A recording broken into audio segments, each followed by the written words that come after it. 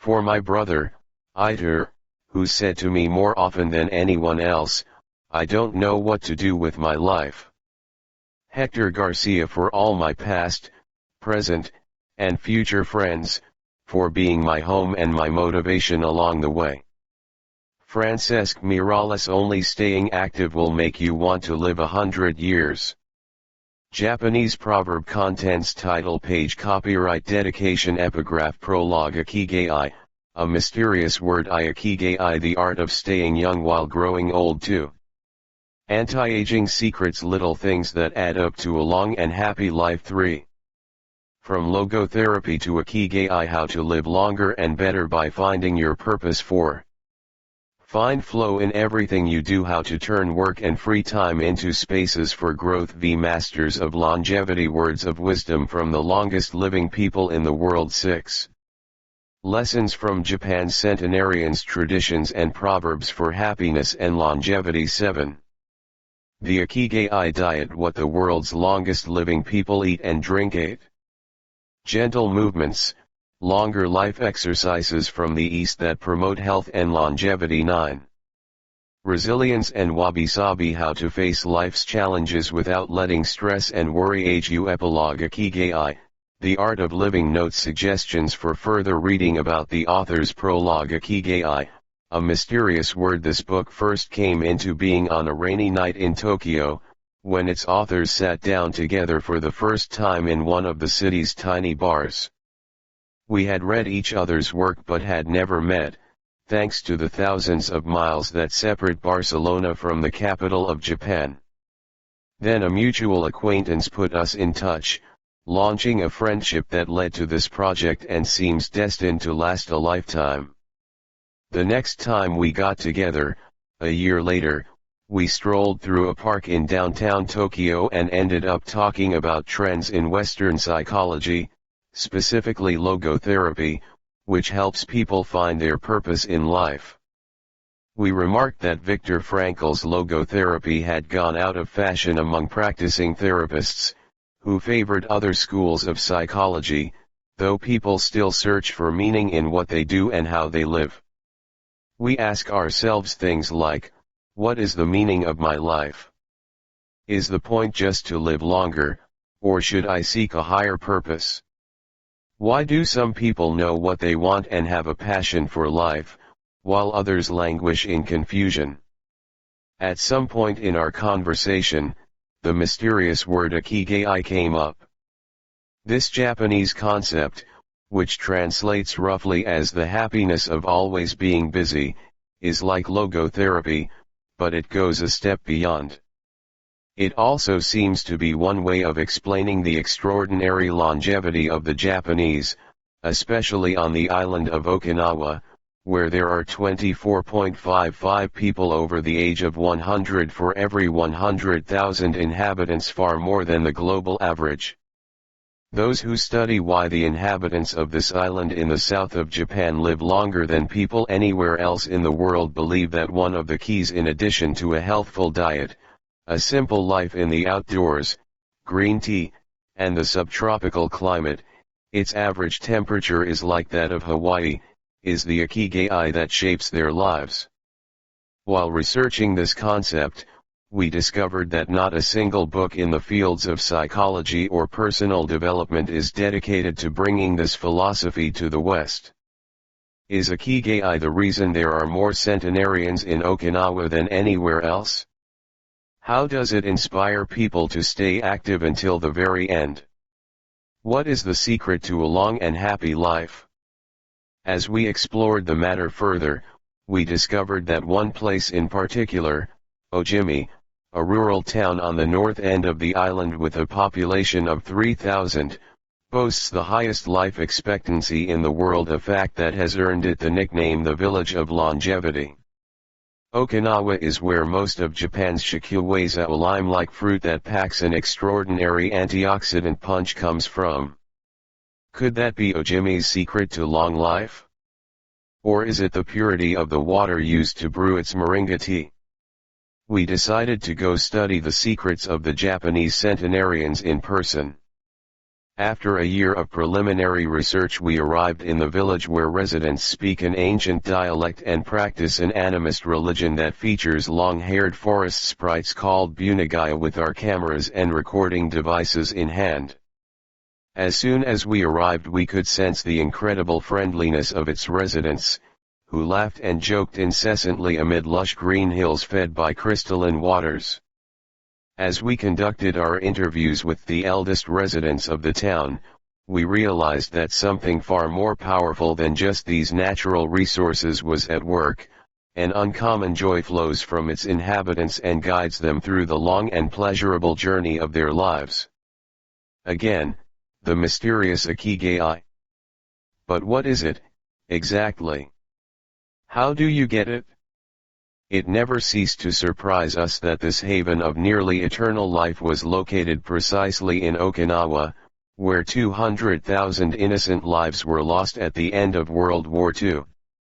Rather than harbor animosity toward outsiders, however, Okinawans live by the principle of Ichirabachode, a local expression that means treat everyone like a brother, even if you've never met them before.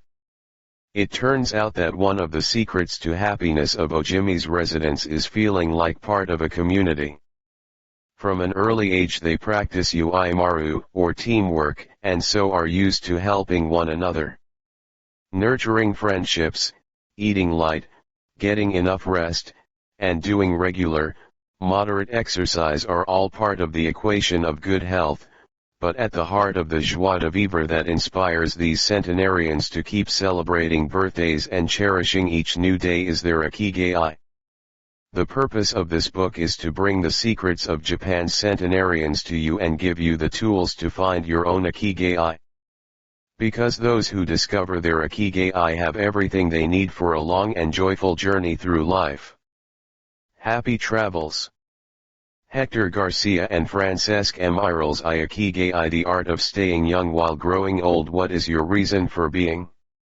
According to the Japanese, everyone has an Ikigai, what a French philosopher might call a raison d'être. Some people have found their Ikigai, while others are still looking, though they carry it within them. Our Ikigai is hidden deep inside each of us, and finding it requires a patient search. According to those born on Okinawa, the island with the most centenarians in the world, our Ikigai is the reason we get up in the morning. Whatever you do, don't retire. Having a clearly defined Ikigai brings satisfaction, happiness, and meaning to our lives. The purpose of this book is to help you find yours, and to share insights from Japanese philosophy on the lasting health of body, mind, and spirit. One surprising thing you notice, living in Japan, is how active people remain after they retire. In fact, many Japanese people never really retire. They keep doing what they love for as long as their health allows. There is, in fact, no word in Japanese that means retire in the sense of leaving the workforce for good as in English. According to Dan Buettner, a National Geographic reporter who knows the country well, having a purpose in life is so important in Japanese culture that our idea of retirement simply doesn't exist there. The island of, almost, eternal youth. Certain longevity studies suggest that a strong sense of community and a clearly defined Ikigai are just as important as the famously healthful Japanese diet, perhaps even more so. Recent medical studies of centenarians from Okinawa and other so-called blue zones, the geographic regions where people live longest, provide a number of interesting facts about these extraordinary human beings. Not only do they live much longer than the rest of the world's population, they also suffer from fewer chronic illnesses such as cancer and heart disease. Inflammatory disorders are also less common. Many of these centenarians enjoy enviable levels of vitality and health that would be unthinkable for people of advanced age elsewhere. Their blood tests reveal fewer free radicals, which are responsible for cellular aging, as a result of drinking tea and eating until their stomachs are only 80% full. Women experience more moderate symptoms during menopause, and both men and women maintain higher levels of sexual hormones until much later in life. The rate of dementia is well below the global average. The characters behind Ikigai in Japanese, Ikigai is written as combining, which means life, with, which means to be worthwhile, can be broken down into the characters, which means armor, number 1, and to be the first, to head into battle, taking initiative as a leader, and, which means beautiful or elegant.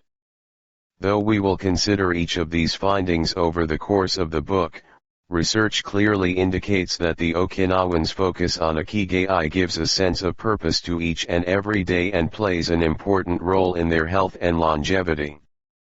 The 5 blue zones. Okinawa holds first place among the world's blue zones. In Okinawa, women in particular live longer and have fewer diseases than anywhere else in the world. The 5 regions identified and analyzed by Dan Buettner in his book The Blue Zones are: 1. Okinawa, Japan, especially the northern part of the island.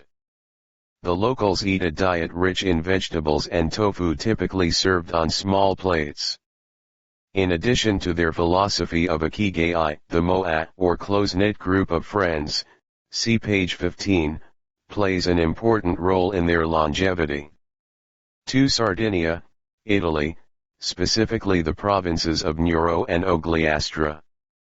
Locals on this island consume plenty of vegetables and 1 or 2 glasses of wine per day. As in Okinawa, the cohesive nature of this community is another factor directly related to longevity. 3. Loma Linda, California. Researchers studied a group of Seventh-day Adventists who are among the longest living people in the United States. 4. The Nicoya Peninsula, Costa Rica. Locals remain remarkably active after 90. Many of the region's older residents have no problem getting up at 5:30 in the morning to work in the fields. 5. Ikaria, Greece. 1 of every 3 inhabitants of this island near the coast of Turkey is over 90 years old, compared to less than 1% of the population of the United States, a fact that has earned it the nickname the Island of Long Life. The local secret seems to be a lifestyle that dates back to 500 BC. In the following chapters, we will examine several factors that seem to be the keys to longevity and are found across the blue zones, paying special attention to Okinawa and its so-called village of longevity. First, however, it is worth pointing out that 3 of these regions are islands, where resources can be scarce and communities have to help one another.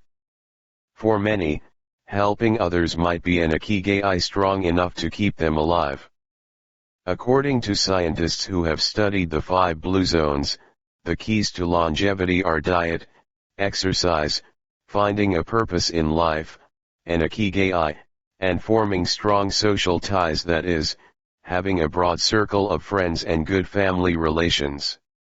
Members of these communities manage their time well in order to reduce stress, consume little meat or processed foods, and drink alcohol in moderation. Point 1. They don't do strenuous exercise, but they do move every day, taking walks and working in their vegetable gardens.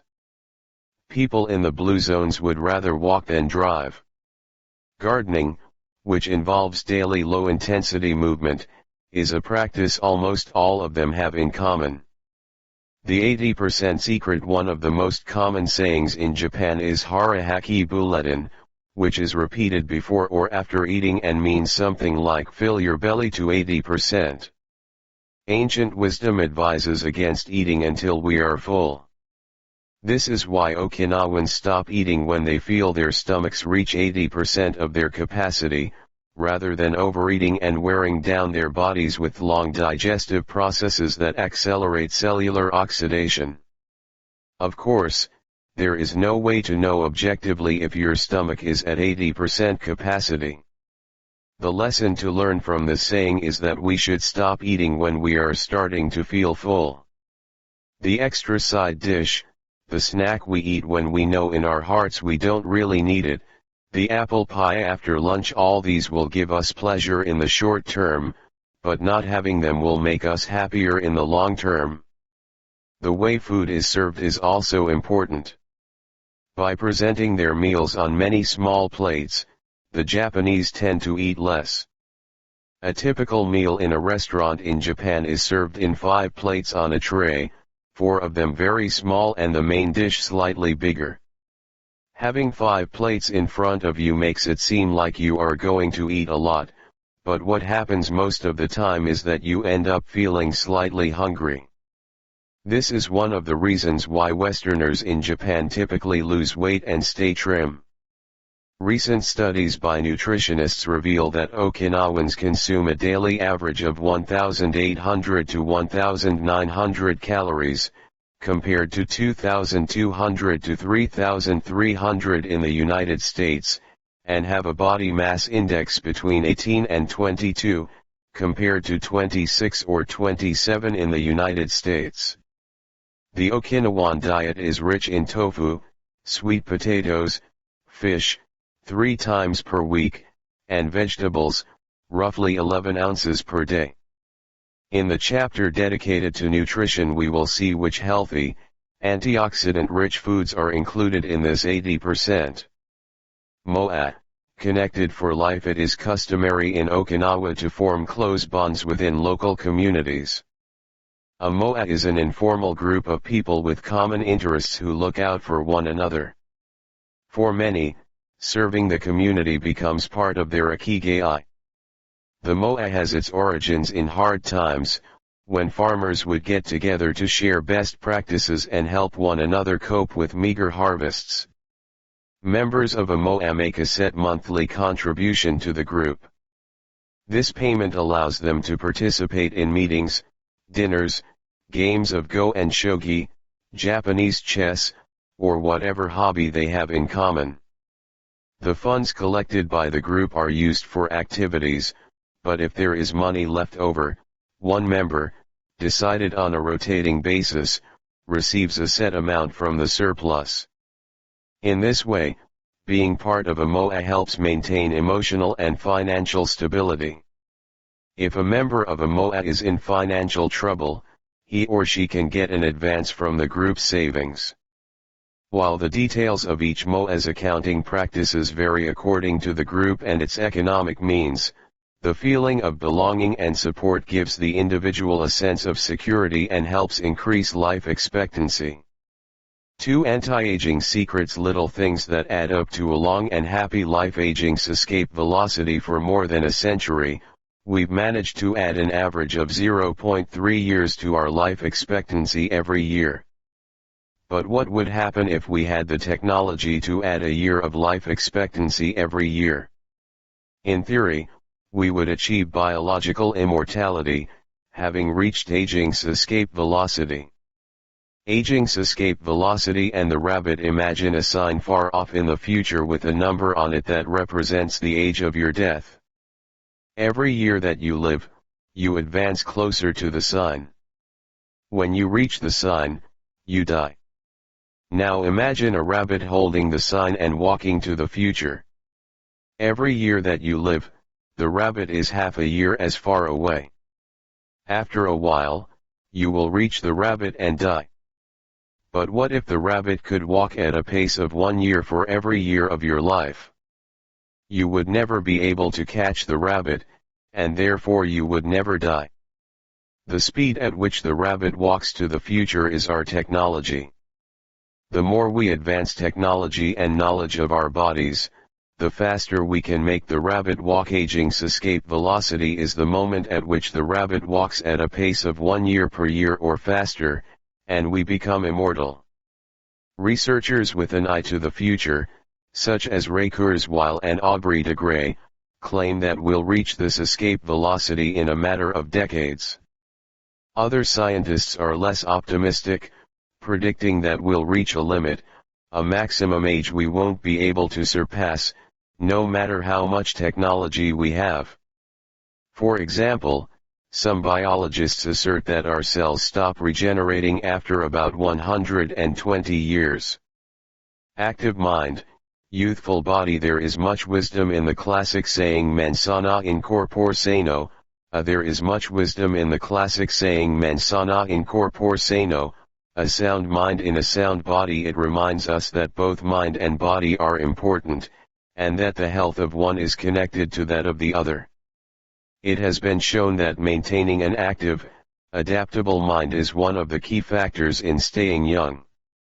Having a youthful mind also drives you toward a healthy lifestyle that will slow the aging process.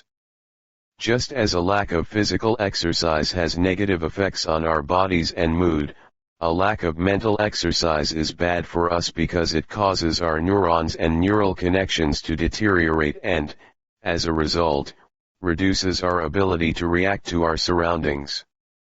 This is why it's so important to give your brain a workout. One pioneer in advocating for mental exercise is the Israeli neuroscientist Shlomo Brezhnitz, who argues that the brain needs a lot of stimulation in order to stay in shape. As he stated in an interview with Eduard Punset for the Spanish television program Reads, there is a tension between what is good for someone and what they want to do. This is because people, especially older people, like to do things as they've always done them. The problem is that when the brain develops ingrained habits, it doesn't need to think anymore. Things get done quickly and efficiently on automatic pilot, often in a very advantageous way. This creates a tendency to stick to routines, and the only way of breaking these is to confront the brain with new information. Point 1. Presented with new information, the brain creates new connections and is revitalized. This is why it is so important to expose yourself to change, even if stepping outside your comfort zone means feeling a bit of anxiety. The effects of mental training have been scientifically demonstrated. According to Collins Hemingway and Shlomo Brezhnitz in their book Maximum Brain Power, Challenging the Brain for Health and Wisdom, mental training is beneficial on many levels. You begin exercising your brain by doing a certain task for the first time, he writes. And at first it seems very difficult, but as you learn how to do it, the training is already working. The second time, you realize that it's easier, not harder, to do, because you're getting better at it. This has a fantastic effect on a person's mood. In and of itself, it is a transformation that affects not only the results obtained, but also his or her self-image.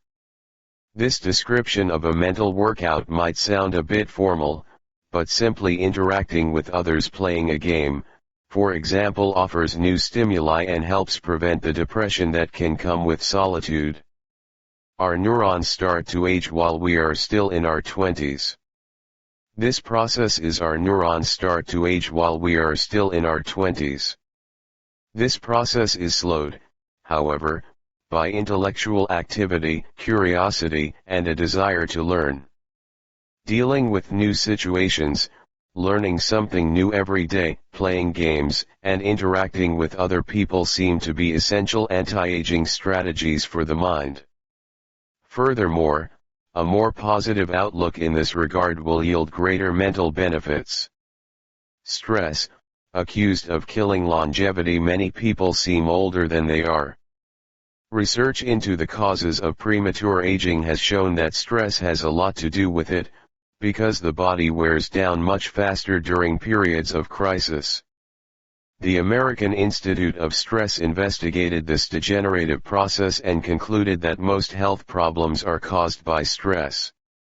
Researchers at the Heidelberg University Hospital conducted a study in which they subjected a young doctor to a job interview, which they made even more stressful by forcing him to solve complex math problems for 30 minutes. Afterward, they took a blood sample. What they discovered was that his antibodies had reacted to stress the same way they react to pathogens, activating the proteins that trigger an immune response. The problem is that this response not only neutralizes harmful agents, it also damages healthy cells, leading them to age prematurely. The University of California conducted a similar study, taking data and samples from 39 women who had high levels of stress due to the illness of one of their children and comparing them to samples from women with healthy children and low levels of stress. They found that stress promotes cellular aging by weakening cell structures known as telomeres, which affect cellular regeneration and how our cells age. As the study revealed, the greater the stress, the greater the degenerative effect on cells. How does stress work? These days, people live at a frantic pace and in a nearly constant state of competition. At this fever pitch, stress is a natural response to the information being received by the body as potentially dangerous or problematic. Theoretically, this is a useful reaction, as it helps us survive in hostile surroundings. Over the course of our evolution, we have used this response to surroundings. Over the course of our evolution, we have used this response to deal with difficult situations and to flee from predators. The alarm that goes off in our head makes our neurons activate the pituitary gland, which produces hormones that release corticotropin, which in turn circulates through the body via the sympathetic nervous system. The adrenal gland is then triggered to release adrenaline and cortisol. Adrenaline raises our respiratory rate and pulse and prepares our muscles for action, getting the body ready to react to perceived danger, while cortisol increases the release of dopamine and blood glucose, which is what gets us charged up and allows us to face challenges. Cave dwellers, modern humans, were relaxed most of the time, work most of the time, and are alert to any and all threats. Felt stress only in very specific situations. Are online or waiting for notifications from their cell phones 24 hours a day. The threats were real, a predator could end their lives at any moment. The brain associates the ping of a cell phone or an email notification with the threat of a predator. High doses of cortisol and adrenaline at moments of danger kept the body healthy. Low doses of cortisol flow constantly through the body, with implications for a range of health problems, including adrenal fatigue and chronic fatigue syndrome. These processes are, in moderation, beneficial. They help us overcome challenges in our daily lives. Nonetheless, the stress to which human beings are subjected today is clearly harmful. Stress has a degenerative effect over time. A sustained state of emergency affects the neurons associated with memory, as well as inhibiting the release of certain hormones, the absence of which can cause depression. Its secondary effects include irritability, insomnia, anxiety, and high blood pressure. As such, though challenges are good for keeping mind and body active, we should adjust our high-stress lifestyles in order to avoid the premature aging of our bodies. Be mindful about reducing stress whether or not the threats we perceive are real. Stress is an easily identifiable condition that not only causes anxiety but is also highly psychosomatic, affecting everything from our digestive system to our skin. This is why prevention is so important in avoiding the toll that stress takes on us and why many experts recommend practicing mindfulness. The central premise of this stress reduction method is focusing on the self, noticing our responses, even if they are conditioned by habit, in order to be fully conscious of them. In this way, we connect with the here and now and limit thoughts that tend to spiral out of control. We have to learn to turn off the autopilot that's steering us in an endless loop. We all know people who snack while talking on the phone or watching the news. You ask them if the omelet they just ate had onion in it, and they can't tell you, says Roberto Alcibar, who abandoned his fast-paced life to become a certified instructor of mindfulness after an illness threw him into a period of acute stress. One way to reach a state of mindfulness is through meditation, which helps filter the information that reaches us from the outside world. It can also be achieved through breathing exercises, yoga, and body scans. Achieving mindfulness involves a gradual process of training, but with a bit of practice we can learn to focus our mind completely, which reduces stress and helps us live longer. A little stress is good for you while sustained. Intense stress is a known enemy of longevity and both mental and physical health. Low levels of stress have been shown to be beneficial. After observing a group of test subjects for more than 20 years, Dr. Howard S. Friedman, a psychology professor at the University of California, Riverside, discovered that people who maintained a low level of stress, who faced challenges and put their heart and soul into their work in order to succeed, lived longer than those who chose a more relaxed lifestyle and retired earlier. From this, he concluded that a small dose of stress is a positive thing, as those who live with low levels of stress tend to develop healthier habits, smoke less, and drink less alcohol. Point 2. Given this, it is not surprising that many of the Centenarians, people who live to be 110 or more, whom we'll meet in this book, talk about having lived intense lives and working well into old age. A lot of sitting will age you in the Western world in particular. The rise in sedentary behavior has led to numerous diseases such as hypertension and obesity, which in turn affect longevity. Spending too much time seated at work or at home not only reduces muscular and respiratory fitness but also increases appetite and curbs the desire to participate in activities. Being sedentary can lead to hypertension, imbalanced eating, cardiovascular disease, osteoporosis, and even certain kinds of cancer. Recent studies have shown a connection between a lack of physical activity and the progressive distortion of telomeres in the immune system, which ages those cells and, in turn, the organism as a whole. This is a problem at all life stages, not only among adults. Sedentary children suffer from high rates of obesity and all its associated health issues and risks, which is why it's so important to develop a healthy and active lifestyle at an early age. It's easy to be less sedentary, it just takes a bit of effort and a few changes to your routine. We can access a more active lifestyle that makes us feel better inside and out. We just have to add a few ingredients to our everyday habits, walk to work, or just go on a walk for at least 20 minutes each day. Use your feet instead of an elevator or escalator. This is good for your posture, your muscles, and your respiratory system, among other things. Participate in social or leisure activities so that you don't spend too much time in front of the television. Replace your junk food with fruit and you'll have less of an urge to snack, and more nutrients in your system. Get the right amount of sleep. 7 to 9 hours is good, but any more than that makes us lethargic. Play with children or pets, or join a sports team. This not only strengthens the body but also stimulates the mind and boosts self-esteem. Be conscious of your daily routine in order to detect harmful habits and replace them with more positive ones.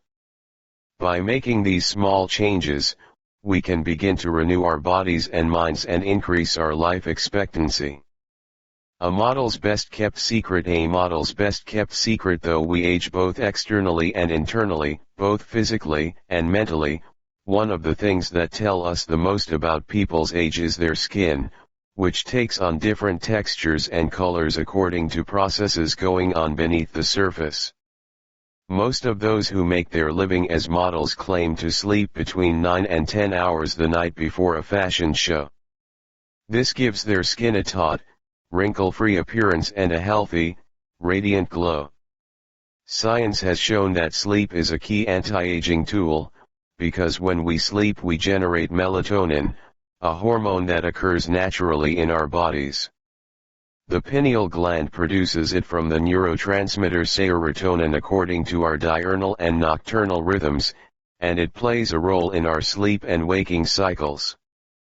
A powerful antioxidant, melatonin helps us live longer, and also offers the following benefits: it strengthens the immune system. It contains an element that protects against cancer. It promotes the natural production of insulin. It slows the onset of Alzheimer's disease. It helps prevent osteoporosis and fight heart disease. For all these reasons, melatonin is a great ally in preserving youth. It should be noted, however, that melatonin production decreases after age 30. We can compensate for this by eating a balanced diet and getting more calcium, soaking up a moderate amount of sun each day, getting enough sleep, avoiding stress, alcohol, tobacco, and caffeine, all of which make it harder to get a good night's rest, depriving us of the melatonin we need. Experts are trying to determine whether artificially stimulating production of melatonin might help slow the aging process, which would confirm the theory that we already carry the secret to longevity within us. Anti-aging attitudes: the mind has tremendous power over the body and how quickly it ages. Most doctors agree that the secret to keeping the body young is keeping the mind active, a key element of Ikigai, and in not caving in when we face difficulties throughout our lives. One study, conducted at Yeshiva University, found that the people who live the longest have two dispositional traits in common: a positive attitude and a high degree of emotional awareness. In other words, those who face challenges with a positive outlook and are able to manage their emotions are already well on their way toward longevity. A stoic attitude, serenity in the face of a setback, can also help keep you young, as it lowers anxiety and stress levels and stabilizes behavior. This can be seen in the greater life expectancies of certain cultures with unhurried, deliberate lifestyles. Many centenarians and supercentenarians have similar profiles. They have had full lives that were difficult at times, but they knew how to approach these challenges with a positive attitude and not be overwhelmed by the obstacles they faced. Alexander Imish, who in 2014 became the world's oldest living man at age 111, knew he had good genes but understood that other factors contributed. 2. The life you live is equally or more important for longevity, he said in an interview with Reuters after being added to Guinness World Records in 2014. An ode to longevity. During our stay in Ojimi, the village that holds the Guinness record for longevity, a woman who was about to turn 100 years old sang the following song for us in a mixture of Japanese and the local dialect: to keep healthy and have a long life, eat just a little of everything with relish, go to bed early, get up early, and then go out for a walk. We live each day with serenity and we enjoy the journey. To keep healthy and have a long life, we get on well with all of our friends. Spring, summer, fall, winter, we happily enjoy all the seasons. The secret is to not get distracted by how old the fingers are. The secret is to not get distracted by how old the fingers are, from the fingers to the head and back once again. If you keep moving with your fingers working, 100 years will come to you. We can now use our fingers to turn the page to the next chapter, where we will look at the close relationship between longevity and discovering our life's mission. 3. From logotherapy to Ikigai: how to live longer and better by finding your purpose. What is logotherapy? A colleague once asked Viktor Frankl to define his school of psychology in a single phrase, to which Frankl replied, "Well, in logotherapy the patient sits up straight and has to listen to things that are, on occasion, hard to hear." The colleague had just described psychoanalysis to him in the following terms: in psychoanalysis, the patient lies down on a couch and tells you things that are, on occasion, hard to say. Frankl explains that one of the first questions he would ask his patients was, "Why do you not commit suicide?" Usually the patient found good reasons not to, and was able to carry on. What, then, does logotherapy do? 1. The answer is pretty clear: it helps you find reasons to live. Logotherapy pushes patients to consciously discover their life's purpose in order to confront their neuroses. Their quest to fulfill their destiny then motivates them to press forward, breaking the mental chains of the past and overcoming whatever obstacles they encounter along the way.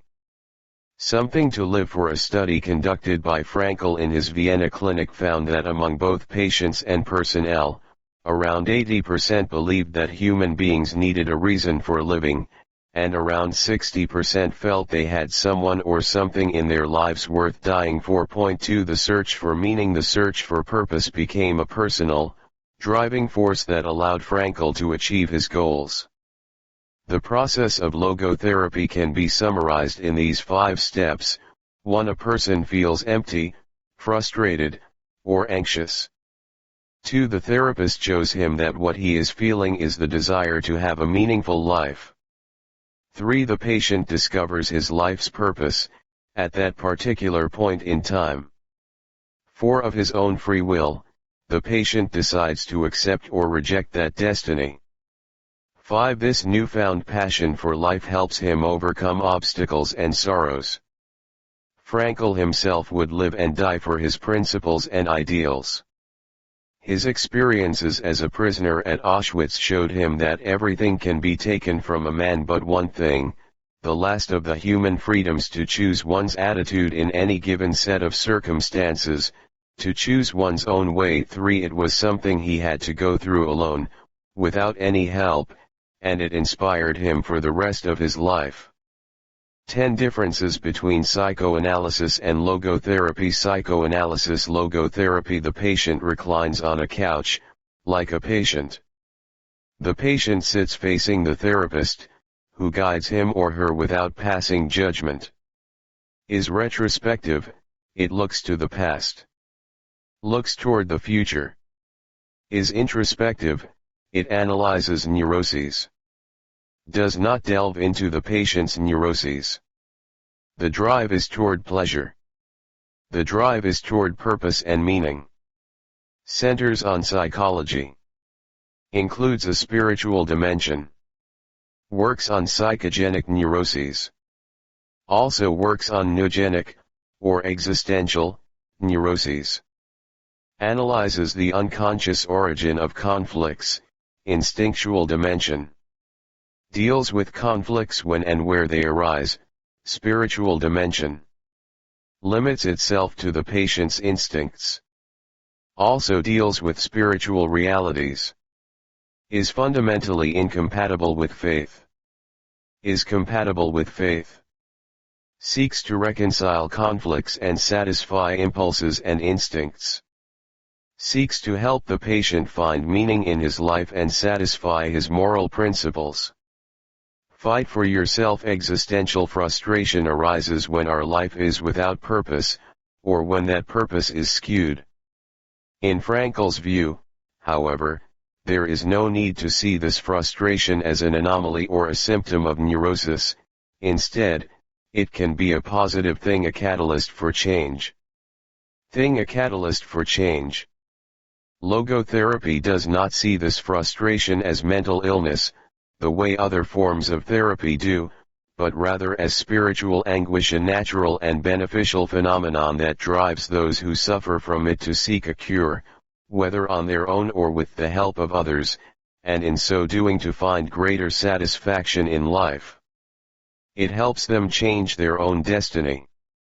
Logotherapy enters the picture if the person needs help doing this, if he needs guidance in discovering his life's purpose and later in overcoming conflicts so he can keep moving toward his objective.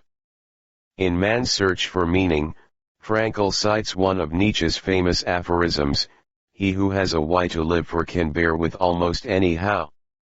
Based on his own experience, Frankl believed that our health depends on that natural tension that comes from comparing what we've accomplished so far with what we'd like to achieve in the future.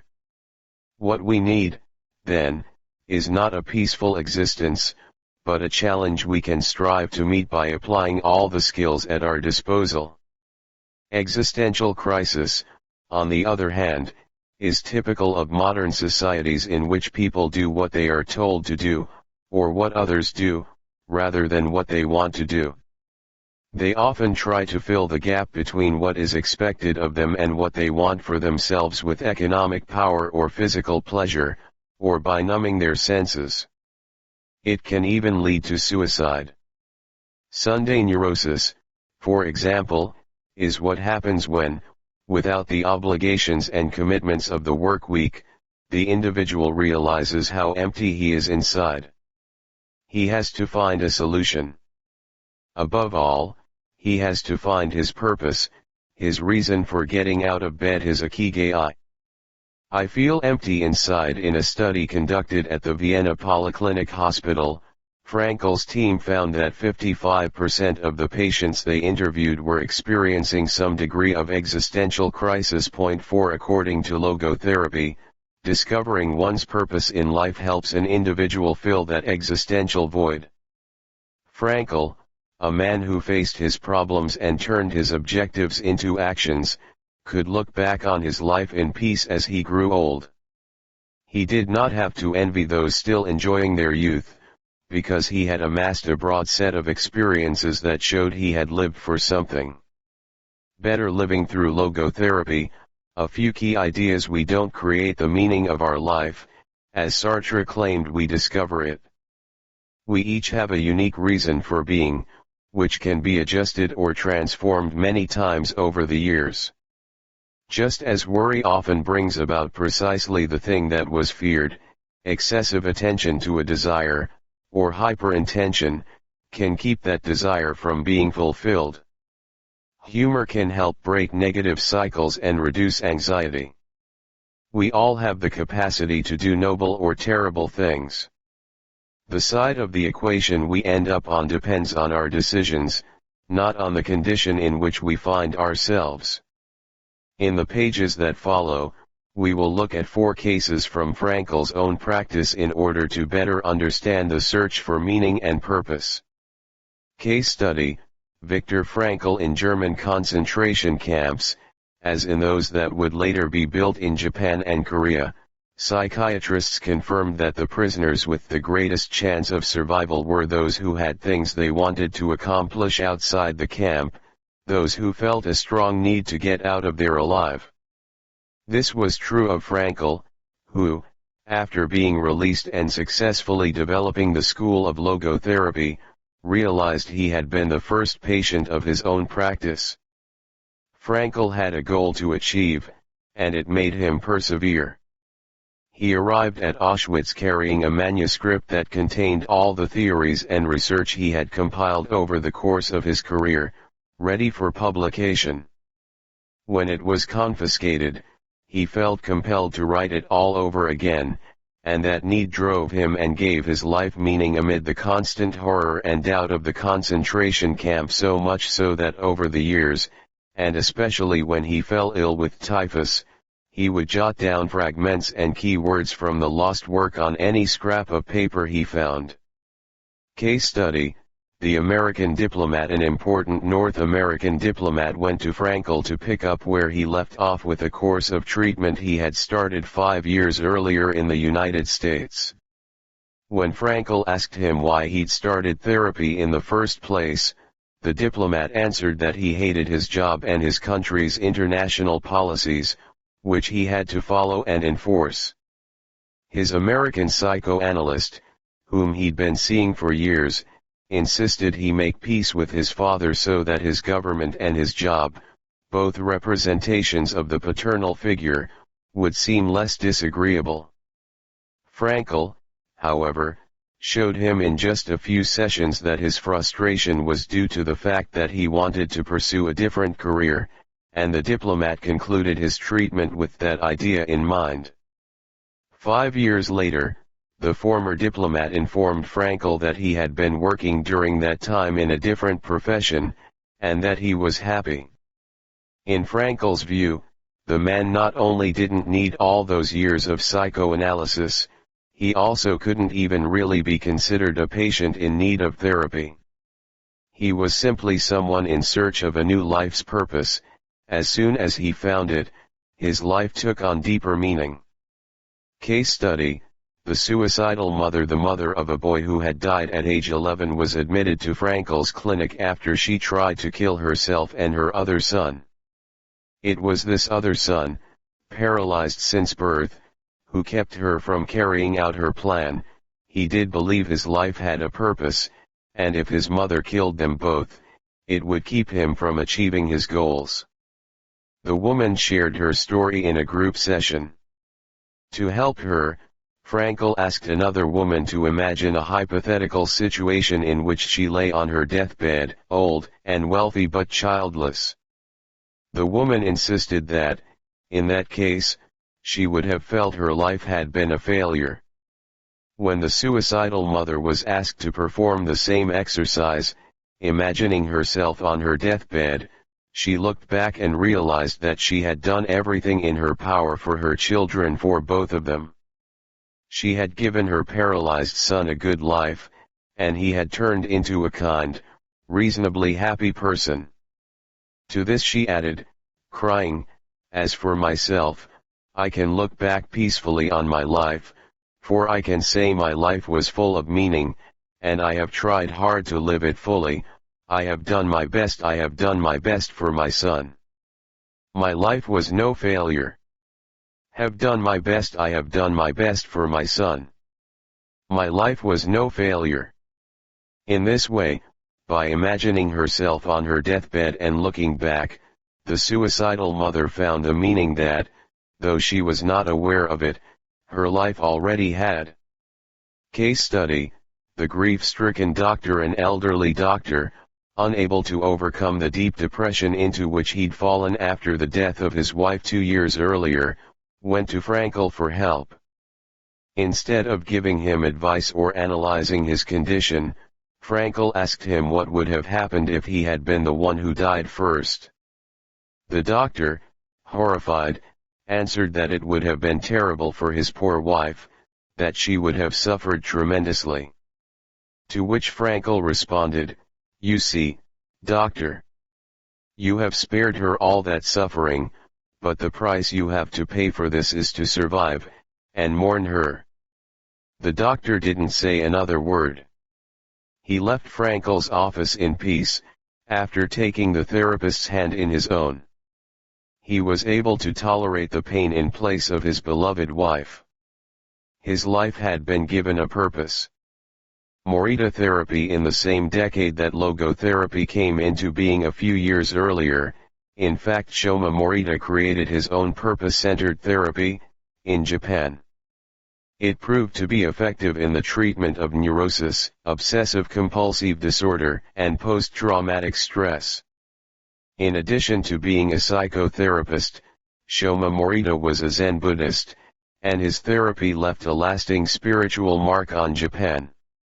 Many Western forms of therapy focus on controlling or modifying the patient's emotions.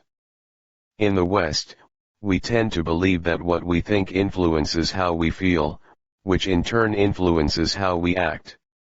In contrast, Morita therapy focuses on teaching patients to accept their emotions without trying to control them, since their feelings will change as a result of their actions.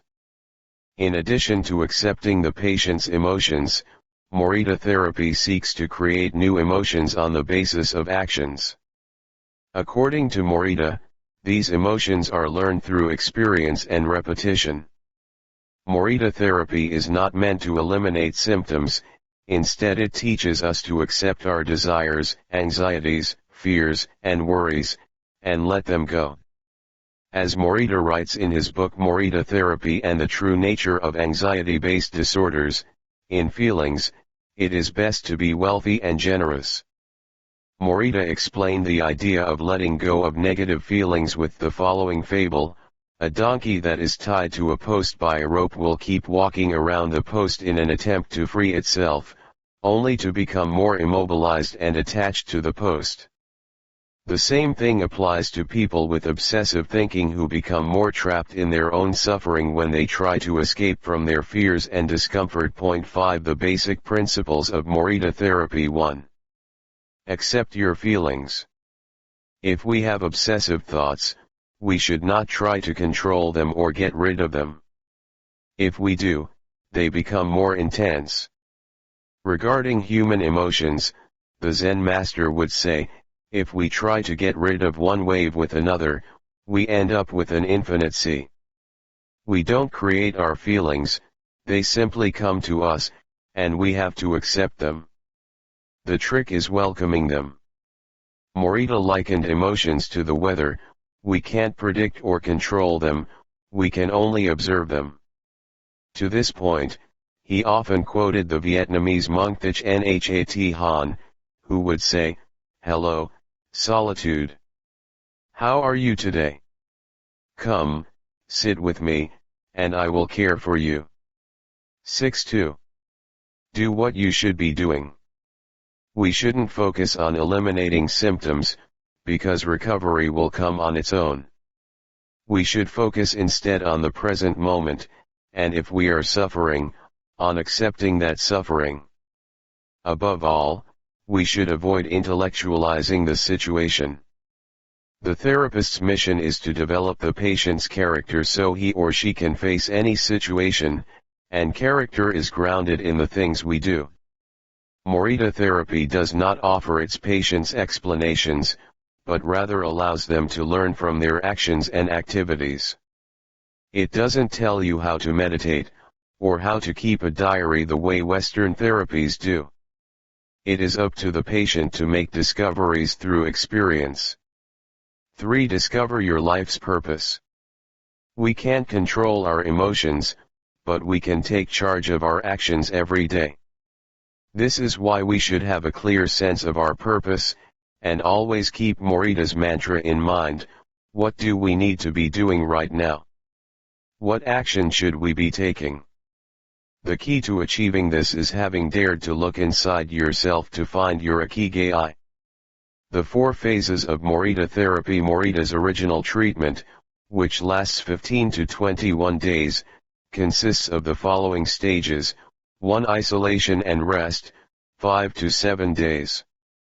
During the first week of treatment, the patient rests in a room without any external stimuli. No television, books, family, friends, or speaking. All the patient has is his thoughts. He lies down for most of the day and is visited regularly by the therapist, who tries to avoid interacting with him as much as possible. The therapist simply advises the patient to continue observing the rise and fall of his emotions as he lies there. When the patient gets bored and wants to start doing things again, he is ready to move on to the next stage of therapy. 2. Light occupational therapy, 5 to 7 days. In this stage, the patient performs repetitive tasks in silence. One of these is keeping a diary about his thoughts and feelings. The patient goes outside after a week of being shut in, takes walks in nature, and does breathing exercises. He also starts doing simple activities, such as gardening, drawing, or painting. During this stage, the patient is still not allowed to talk to anyone, except the therapist. 3. Occupational therapy, 5 to 7 days. In this stage, the patient performs tasks that require physical movement. Dr. Morita liked to take his patients to the mountains to chop wood. In addition to physical tasks, the patient is also immersed in other activities, such as writing, painting, or making ceramics. The patient can speak with others at this stage, but only about the tasks at hand. 4. The return to social life and the real world. The patient leaves the hospital and is reintroduced to social life, but maintains the practices of meditation and occupational therapy developed during treatment. The idea is to re-enter society as a new person, with a sense of purpose, and without being controlled by social or emotional pressures. Nakan meditation. Morita was a great Zen master of Nakan introspective meditation. Much of his therapy draws on his knowledge and mastery of this school, which centers on three questions the individual must ask him or herself. 1. What have I received from person X? 2. What have I given to person X? 3. What problems have I caused person X? Through these reflections, we stop identifying others as the cause of our problems and deepen our own sense of responsibility. As Morita said, if you are angry and want to fight, think about it for 3 days before coming to blows. After 3 days, the intense desire to fight will pass on its own. 7. And now, Ikigai logotherapy and Morita therapy are both grounded in a personal, unique experience that you can access without therapists or spiritual retreats, the mission of finding your Ikigai, your existential fuel. Once you find it, it is only a matter of having the courage and making the effort to stay on the right path. In the following chapters, we'll take a look at the basic tools you'll need to get moving along that path, finding flow in the tasks you've chosen to do, eating in a balanced and mindful way, doing low-intensity exercise, and learning not to give in when difficulties arise. In order to do this, you have to accept that the world, like the people who live in it, is imperfect, but that it is still full of opportunities for growth and achievement. Are you ready to throw yourself into your passion as if it were the most important thing in the world?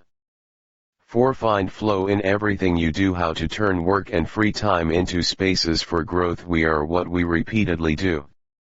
Excellence, then, is not an act but a habit. Aristotle. Going with the flow. Imagine you are skiing down one of your favorite slopes. Powdery snow flies up on both sides of you like white sand. Conditions are perfect. You are entirely focused on skiing as well as you can. You know exactly how to move at each moment. There is no future, no past. There is only the present. You feel the snow, your skis, your body, and your consciousness united as a single entity. You are completely immersed in the experience, not thinking about or distracted by anything else. Your ego dissolves, and you become part of what you are doing. This is the kind of experience Bruce Lee described with his famous "Be water, my friend." We've all felt our sense of time vanish when we lose ourselves in an activity we enjoy. We start cooking and before we know it, several hours have passed. We spend an afternoon with a book and forget about the world going by until we notice the sunset and realize we haven't eaten dinner. We go surfing and don't realize how many hours we have spent in the water until the next day, when our muscles ache. The opposite can also happen. When we have to complete a task we don't want to do, every minute feels like a lifetime and we can't stop looking at our watch. As the quip attributed to Einstein goes, put your hand on a hot stove for a minute and it seems like an hour. Sit with a pretty girl for an hour, and it seems like a minute. That is relativity. The funny thing is that someone else might really enjoy the same task, but we want to finish as quickly as possible. What makes us enjoy doing something so much that we forget about whatever worries we might have while we do it? When are we happiest? These questions can help us discover our Ikigai. The power of flow. These questions are also at the heart of psychologist Mihaly Csikszentmihalyi's research into the experience of being completely immersed in what we are doing. Csikszentmihalyi called this state flow, and described it as the pleasure, delight, creativity, and process when we are completely immersed in life. There is no magic recipe for finding happiness, for living according to your Ikigai, but one key ingredient is the ability to reach the state of flow and, through this state, to have an optimal experience. In order to achieve this optimal experience, we have to focus on increasing the time we spend on activities that bring us to the state of flow, rather than allowing ourselves to get caught up in activities that offer immediate pleasure like eating too much, abusing drugs or alcohol, or stuffing ourselves with chocolate in front of the TV. As Csikszentmihalyi asserts in his book Flow, The Psychology of Optimal Experience, flow is the state in which people are so involved in an activity that nothing else seems to matter. The experience itself is so enjoyable that people will do it even at great cost, for the sheer sake of doing it. It is not only creative professionals who require the high doses of concentration that promote flow. Most athletes, chess players, and engineers also spend much of their time on activities that bring them to the state. According to Csikszentmihalyi's research, a chess player feels the same way upon entering a state of flow as a mathematician working on a formula or a surgeon performing an operation. A professor of psychology, Csikszentmihalyi analyzed data from people around the world and discovered that flow is the same among individuals of all ages and cultures. In New York and Okinawa, we all reach a state of flow in the same way. But what happens to our mind when we are in that state? When we flow, we are focused on a concrete task without any distractions. Our mind is in order. The opposite occurs when we try to do something while our mind is on other things. If you often find yourself losing focus while working on something you consider important, there are several strategies you can employ to increase your chances of achieving flow. The 7 conditions for achieving flow according to researcher Owen Schaefer of DePaul University. According to researcher Owen Schaefer of DePaul University, the requirements for achieving flow are: 1. Knowing what to do. 2. Knowing how to do it. 3. Knowing how well you are doing. 4. Knowing where to go, where navigation is involved. 5. Perceiving significant challenges. 6. Perceiving significant skills. 7. Being free from distractions. 1. Strategy 1. Choose a difficult task, but not too difficult. Schaefer's model encourages us to take on tasks that we have a chance of completing but that are slightly outside our comfort zone. Every task, sport, or job has a set of rules, and we need a set of skills to follow them. If the rules for completing a task or achieving a purpose are too basic relative to our skill set, we will likely get bored. Activities that are too easy lead to apathy. If, on the other hand, we assign ourselves a task that is too difficult, we won't have the skills to complete it and will almost certainly give up and feel frustrated, to boot. The ideal is to find a middle path, something aligned with our abilities but just a bit of a stretch, so we experience it as a challenge. This is what Ernest Hemingway meant when he said, "Sometimes I write better than I can too." We want to see challenges through to the end because we enjoy the feeling of pushing ourselves. Bertrand Russell expressed a similar idea when he said, "To be able to concentrate for a considerable amount of time is essential to difficult achievement." 3. If you're a graphic designer, learn a new software program for your next project. If you're a programmer, use a new programming language. If you're a dancer, try to incorporate into your next routine a movement that has seemed impossible for years. Add a little something extra, something that takes you out of your comfort zone. Even doing something as simple as reading means following certain rules, having certain abilities and knowledge. If we set out to read a book on quantum mechanics for specialists in physics without being specialists in physics ourselves, we'll probably give up after a few minutes. On the other end of the spectrum, if we already know everything a book has to tell us, we'll get bored right away. However, if the book is appropriate to our knowledge and abilities, and builds on what we already know, we'll immerse ourselves in our reading, and time will flow. This pleasure and satisfaction are evidence that we are in tune with our Ikigai. Easy challenging beyond our abilities. Boredom flow anxiety strategy 2, have a clear, concrete objective. Video games played in moderation. Board games and sports are great ways to achieve flow, because the objective tends to be very clear: beat your rival or your own record while following a set of explicitly defined rules. Unfortunately, the objective isn't quite as clear in most situations. According to a study by Boston Consulting Group, when asked about their bosses, the number one complaint of employees at multinational corporations is that they don't communicate the team's mission clearly, and that, as a result, the employees don't know what their objectives are. What often happens, especially in big companies, is that the executives get lost in the details of obsessive planning, creating strategies to hide the fact that they don't have a clear objective. It's like heading out to sea with a map but no destination. It is much more important to have a compass pointing to a concrete objective than to have a map. Joy Ito, director of the MIT Media Lab, encourages us to use the principle of compass over maps as a tool to navigate our world of uncertainty. In the book Whiplash, How to Survive Our Faster Future, he and Jeff Howe write, in an increasingly unpredictable world moving ever more quickly, a detailed map may lead you deep into the woods at an unnecessarily high cost. A good compass, though, will always take you where you need to go.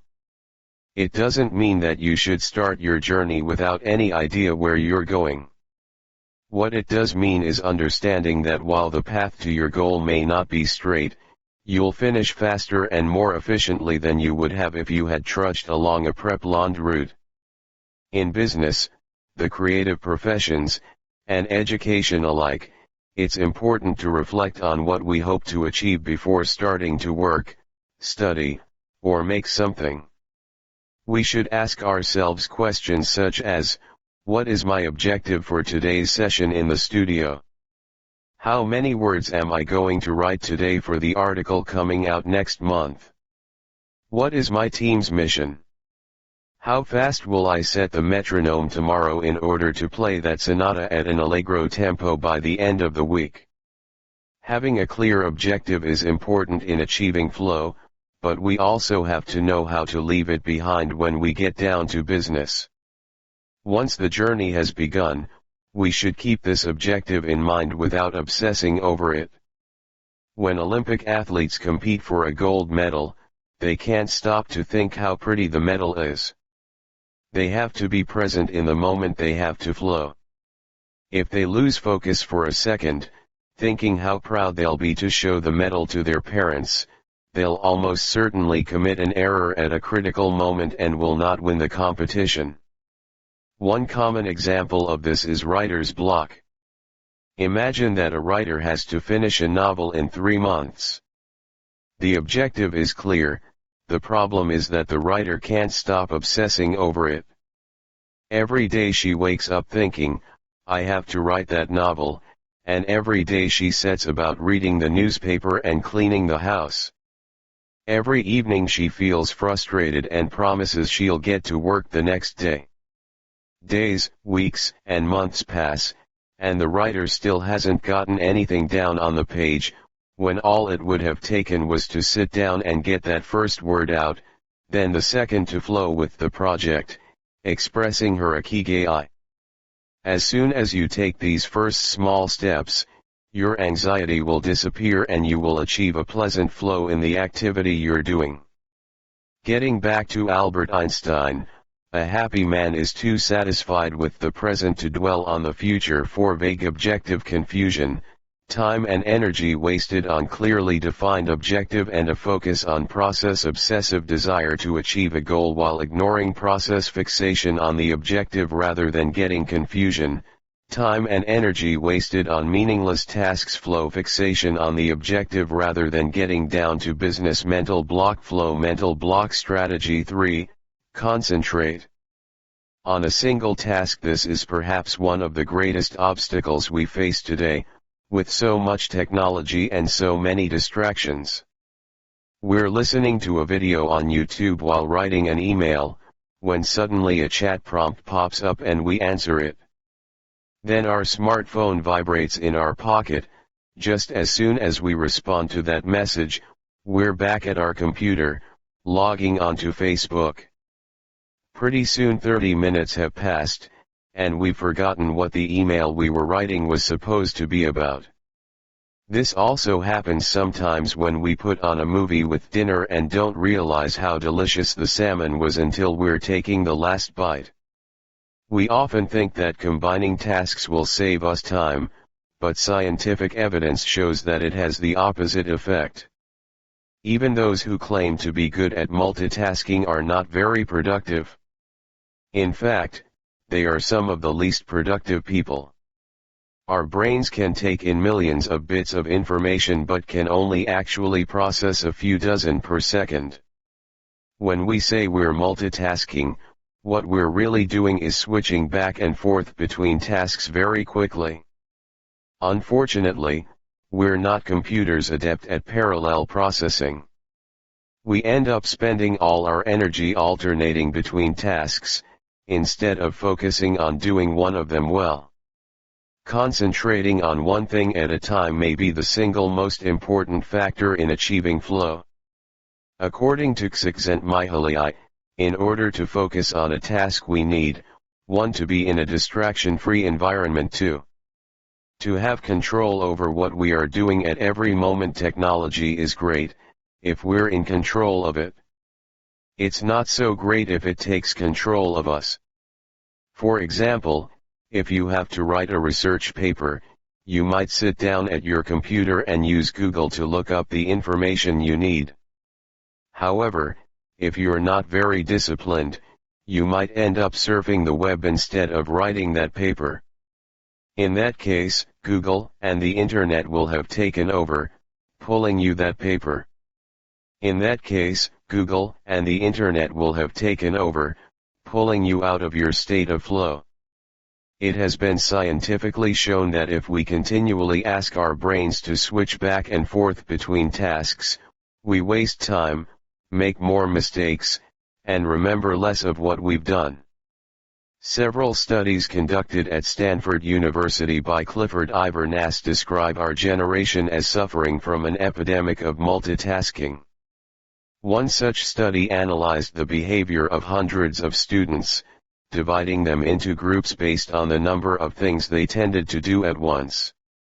The students who were the most addicted to multitasking typically alternated among more than 4 tasks, for example, taking notes while reading a textbook, listening to a podcast, answering messages on their smartphone, and sometimes checking their Twitter timeline. Each group of students was shown a screen with several red and several blue arrows. The objective of the exercise was to count the red arrows.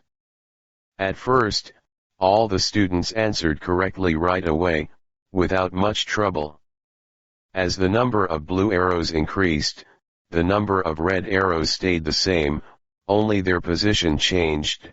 However, the students accustomed to multitasking had serious trouble counting the red arrows in the time allotted, or as quickly as the students who did not habitually multitask, for one very simple reason: they got distracted by the blue arrows.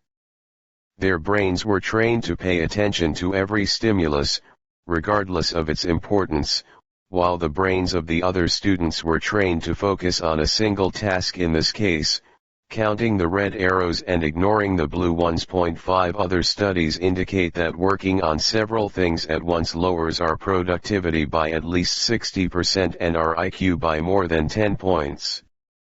One study funded by the Swedish Council for Working Life and Social Research found that a sample group of more than 4,000 young adults between the ages of 20 and 24 who were addicted to their smartphones got less sleep, felt less connected to their community at school, and were more likely to show signs of depression.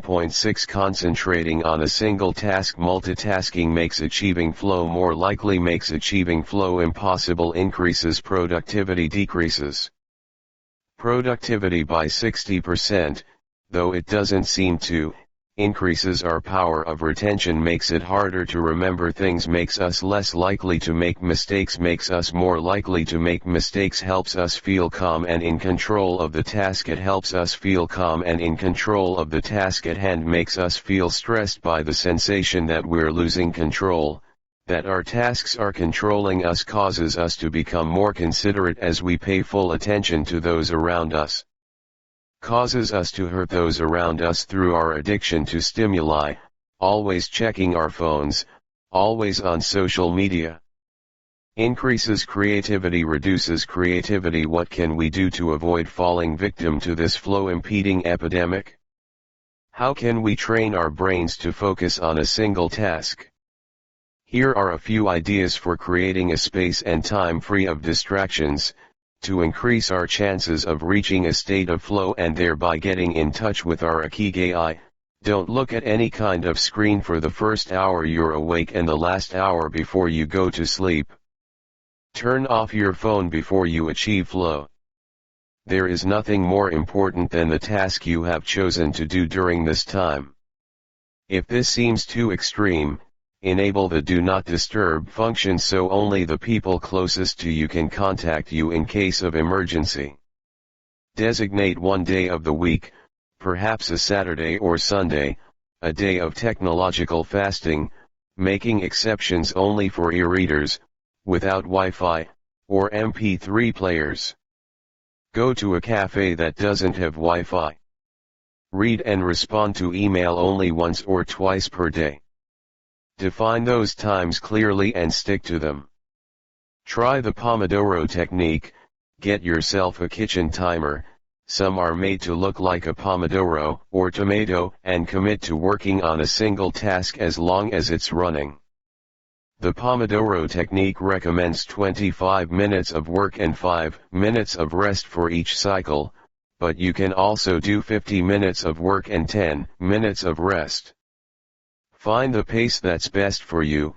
The most important thing is to be disciplined in completing each cycle. Start your work session with a ritual you enjoy and end it with a reward. Train your mind to return to the present when you find yourself getting distracted. Practice mindfulness or another form of meditation. Go for a walk or a swim, whatever will help you get centered again. Work in a space where you will not be distracted. If you can't do this at home, go to a library, a cafe, or, if your task involves playing the saxophone, a music studio. If you find that your surroundings continue to distract you, keep looking until you find the right place. Divide each activity into groups of related tasks, and assign each group its own place and time. For example, if you're writing a magazine article, you could do research and take notes at home in the morning, write in the library in the afternoon, and edit on the couch at night. Bundle routine tasks such as sending out invoices, making phone calls, and so on, and do them all at once. Advantages of flow, disadvantages of distraction: a focused mind, a wandering mind, living in the present, thinking about the past and the future. We are free from worry, concerns about our daily life and the people around us invade our thoughts. The hours fly by, every minute seems endless. We feel in control, we lose control and fail to complete the task at hand, or other tasks or people keep us from our work. We prepare thoroughly, we act without being prepared. We know what we should be doing at any given moment. We frequently get stuck and don't know how to proceed. Our mind is clear and overcomes all obstacles to the flow of thought. We are plagued by doubts, concerns, and low self-esteem. It's pleasant, it's boring and exhausting. Our ego fades. We are not the ones controlling the activity or constant self-criticism. Our ego is present and we feel task we're doing. The task is leading us frustrated. Flow in Japan. Takumas, engineers, geniuses, and otakus. What do takumas, artisans, engineers, inventors, and otakus, fans of anime and manga, have in common? They all understand the importance of flowing with their Ikigai at all times. One widespread stereotype about people in Japan is that they're exceptionally dedicated and hardworking, even though some Japanese people say they look like they're working harder than they really are. There is no doubt, though, about their ability to be completely absorbed in a task, or about their perseverance when there is a problem to be solved.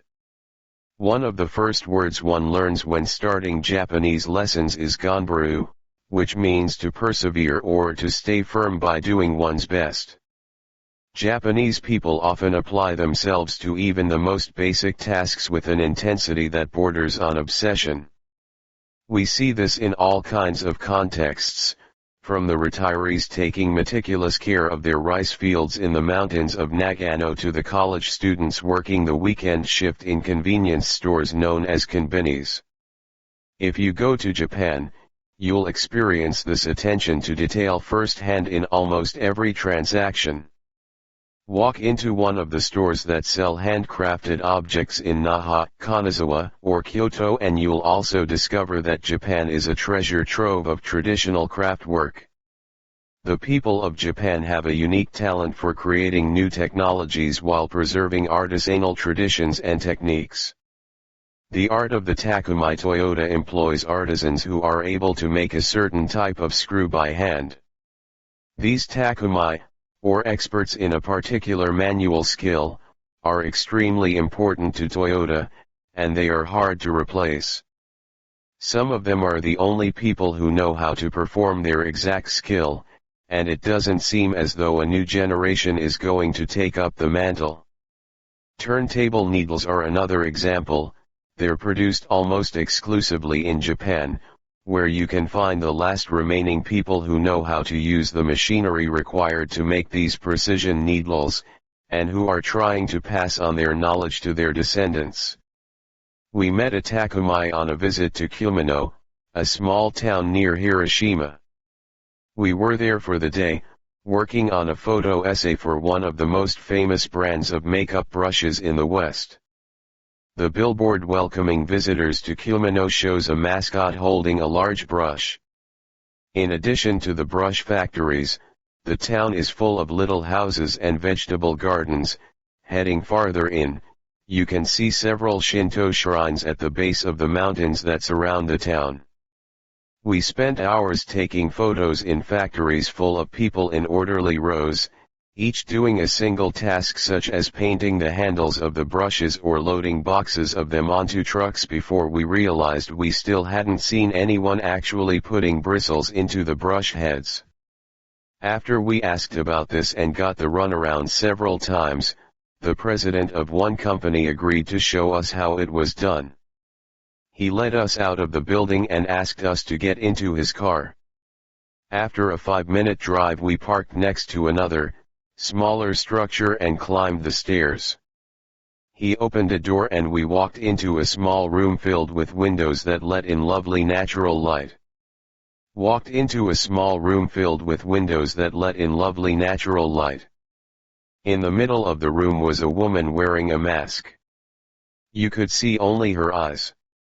She was so focused on choosing individual bristles for the brushes, gracefully moving her hands and fingers, using scissors and combs to sort the bristles, that she didn't even notice our presence. Her movements were so quick it was hard to tell what she was doing. The president of the company interrupted her to let her know that we'd be taking photos as she worked. We couldn't see her mouth, but the glint in her eye and the cheerful inflection in her speech let us know she was smiling. She looked happy and proud, talking about her work and responsibilities.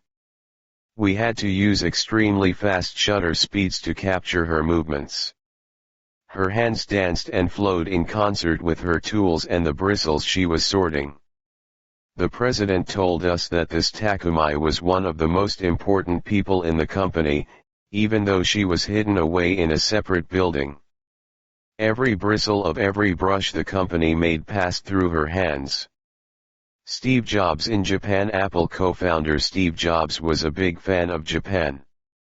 Not only did he visit the Sony factories in the 1980s and adopt many of their methods when he founded Apple, He was also captivated by the simplicity and quality of Japanese porcelain in Kyoto. It was not, however, an artisan from Kyoto who won Steve Jobs' devotion, but rather a takumi from Toyama named Yukio Shakonaga, who used a technique called Etsushito Yaki, known by only a few. On a visit to Kyoto, Jobs heard of an exhibition of Shakonaga's work. He immediately understood that there was something special about Shakonaga's porcelain. As a matter of fact, he bought several cups, vases, and plates, and went back to the show 3 times that week. Jobs returned to Kyoto several times over the course of his life in search of inspiration, and ended up meeting Shakonaga in person. It is said that Jobs had many questions for him, almost all of them about the fabrication process and the type of porcelain he used. Shakonaga explained that he used white porcelain he extracted himself from mountains in the Toyama prefecture, making him the only artist of his ilk familiar with the fabrication process of porcelain objects from their origins in the mountains to their final form an authentic takumi. Jobs was so impressed that he considered going to Toyama to see the mountain where Shakonaga got his porcelain, but thought better of it when he heard that it was more than 4 hours by train from Kyoto. In an interview after Jobs' death, Shakonaga said he was very proud that his work had been appreciated by the man who created the iPhone. He added that Jobs' last purchase from him had been a set of 12 teacups.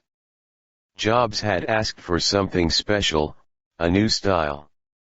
To satisfy this request, Shakonaga made 150 teacups in the process of testing out new ideas. Of these, he chose the 12 best and sent them to the Jobs family. Ever since his first trip to Japan, Jobs was fascinated and inspired by the country's artisans, engineers, especially at Sony, philosophy, especially Zen, and cuisine, especially sushi. Point 7 Sophisticated simplicity. What do Japanese artisans, engineers, Zen philosophy, and cuisine have in common? Simplicity and attention to detail. It is not a lazy simplicity but a sophisticated one that searches out new frontiers, always taking the object, the body and mind, or the cuisine to the next level, according to one's Ikigai. As Csikszentmihalyi I would say, the key is always having a meaningful challenge to overcome in order to maintain flow. The documentary Jiro Dreams of Sushi gives us another example of a takumi, this time in the kitchen. Its protagonist has been making sushi every day for more than 80 years, and owns a small sushi restaurant near the Ginza subway station in Tokyo. He and his son go every day to the famous Tsukiji fish market and choose the best fish to bring back to the restaurant. In the documentary, we see one of Jiro's apprentices learning to make tamago, a thin, slightly sweet omelette. No matter how hard he tries, he can't get Jiro's approval. He keeps practicing for years until he finally does. Why does the apprentice refuse to give up? Doesn't he get bored cooking eggs every day? No, because making sushi is his Ikigai, too. Both Jiro and his son are culinary artists. They don't get bored when they cook, they achieve a state of flow. They enjoy themselves completely when they are in the kitchen, that is their happiness, their Ikigai. They've learned to take pleasure in their work, to lose their sense of time. Beyond the close relationship between father and son, which helps them keep the challenge going each day, they also work in a quiet, peaceful environment that allows them to concentrate. Even after receiving a 3-star rating from Michelin, they never considered opening other locations or expanding the business. They serve just 10 patrons at a time at the bar of their small restaurant. Jiro's family isn't looking to make money, instead they value good working conditions and creating an environment in which they can flow while making the best sushi in the world. Jiro, like Yukio Shakunaga, begins his work at the source. He goes to the fish market to find the best tuna, Shakunaga goes to the mountains to find the best porcelain. When they get down to work, both become one with the object they are creating. This unity with the object that they reach in a state of flow takes on special meaning in Japan, where, according to Shintoism, forests, trees, and objects have a kami, spirit or god, within them. When someone, whether an artist, an engineer, or a chef, sets out to create something, his or her responsibility is to use nature to give it life while respecting that nature at every moment. During this process, the artisan becomes one with the object and flows with it. An iron worker would say that metal has a life of its own, just as someone making ceramics would say that the clay does. The Japanese are skilled at bringing nature and technology together, not man versus nature, but rather a union of the two. The purity of Ghibli. There are those who say that the Shinto value of being connected with nature is vanishing. One of the harshest critics of this loss is another artist with a clearly defined Ikigai, Hayao Miyazaki, the director of the animated films produced by Studio Ghibli. In nearly all his films we see humans, technology, fantasy, and nature in a state of conflict and, in the end, coming together. One of the most poignant metaphors in his film Spirited Away is an obese spirit covered in trash that represents the pollution of the rivers. In Miyazaki's films, forests have personalities, trees have feelings, and robots befriend birds. Considered a national treasure by the Japanese government, Miyazaki is an artist capable of becoming completely absorbed in his art. He uses a cell phone from the late 1990s, and he makes his entire team draw by hand. He directs his films by rendering on paper even the tiniest detail, achieving flow by drawing, not by using a computer. Thanks to this obsession on the director's part, Studio Ghibli is one of the only studios in the world where almost the entire production process is carried out using traditional techniques. Those who have visited Studio Ghibli know that it is fairly typical, on a given Sunday, to see a solitary individual tucked away in a corner, hard at work, a man in simple clothes who will greet them with an "Ohio," hello, without looking up. Miyazaki is so passionate about his work that he spends many Sundays in the studio, enjoying the state of flow, putting his Ikigai above all else. Visitors know that under no circumstances is one to bother Miyazaki, who is known for his quick temper, especially if he is interrupted while drawing. In 2013, Miyazaki announced he was going to retire. To commemorate his retirement, the television station NHK made a documentary showing him in his last days at work. He is drawing in nearly every scene of the film. In one scene, several of his colleagues are seen coming out of a meeting, and there he is, drawing in a corner, paying no attention to them. In another scene, he is shown walking to work on December 30th, a national holiday in Japan, and opening the doors of Studio Ghibli so he can spend the day there, drawing alone. Miyazaki can't stop drawing. The day after his retirement, instead of going on vacation or staying at home, he went to Studio Ghibli and sat down to draw. His colleagues put on their best poker faces, not knowing what to say. 1 year later, he announced he wouldn't make any more feature films but that he would keep on drawing until the day he died. Can someone really retire if he is passionate about what he does? The recluses. It is not only the Japanese who have this capacity, there are artists and scientists all over the world with strong, clear ikigais. They do what they love until their dying day. The last thing Einstein wrote before closing his eyes forever was a formula that attempted to unite all the forces of the universe in a single theory. When he died, he was still doing what he loved. If he hadn't been a physicist, he said, he would have been happy as a musician. When he wasn't focused on physics or mathematics, he enjoyed playing the violin. Reaching a state of flow while working on his formulas or playing music, his two Ikigais, brought him endless pleasure. Many such artists might seem misanthropic or reclusive, but what they are really doing is protecting the time that brings them happiness, sometimes at the expense of other aspects of their lives. They are outliers who apply the principles of flow to their lives to an extreme. Another example of this kind of artist is the novelist Haruki Murakami.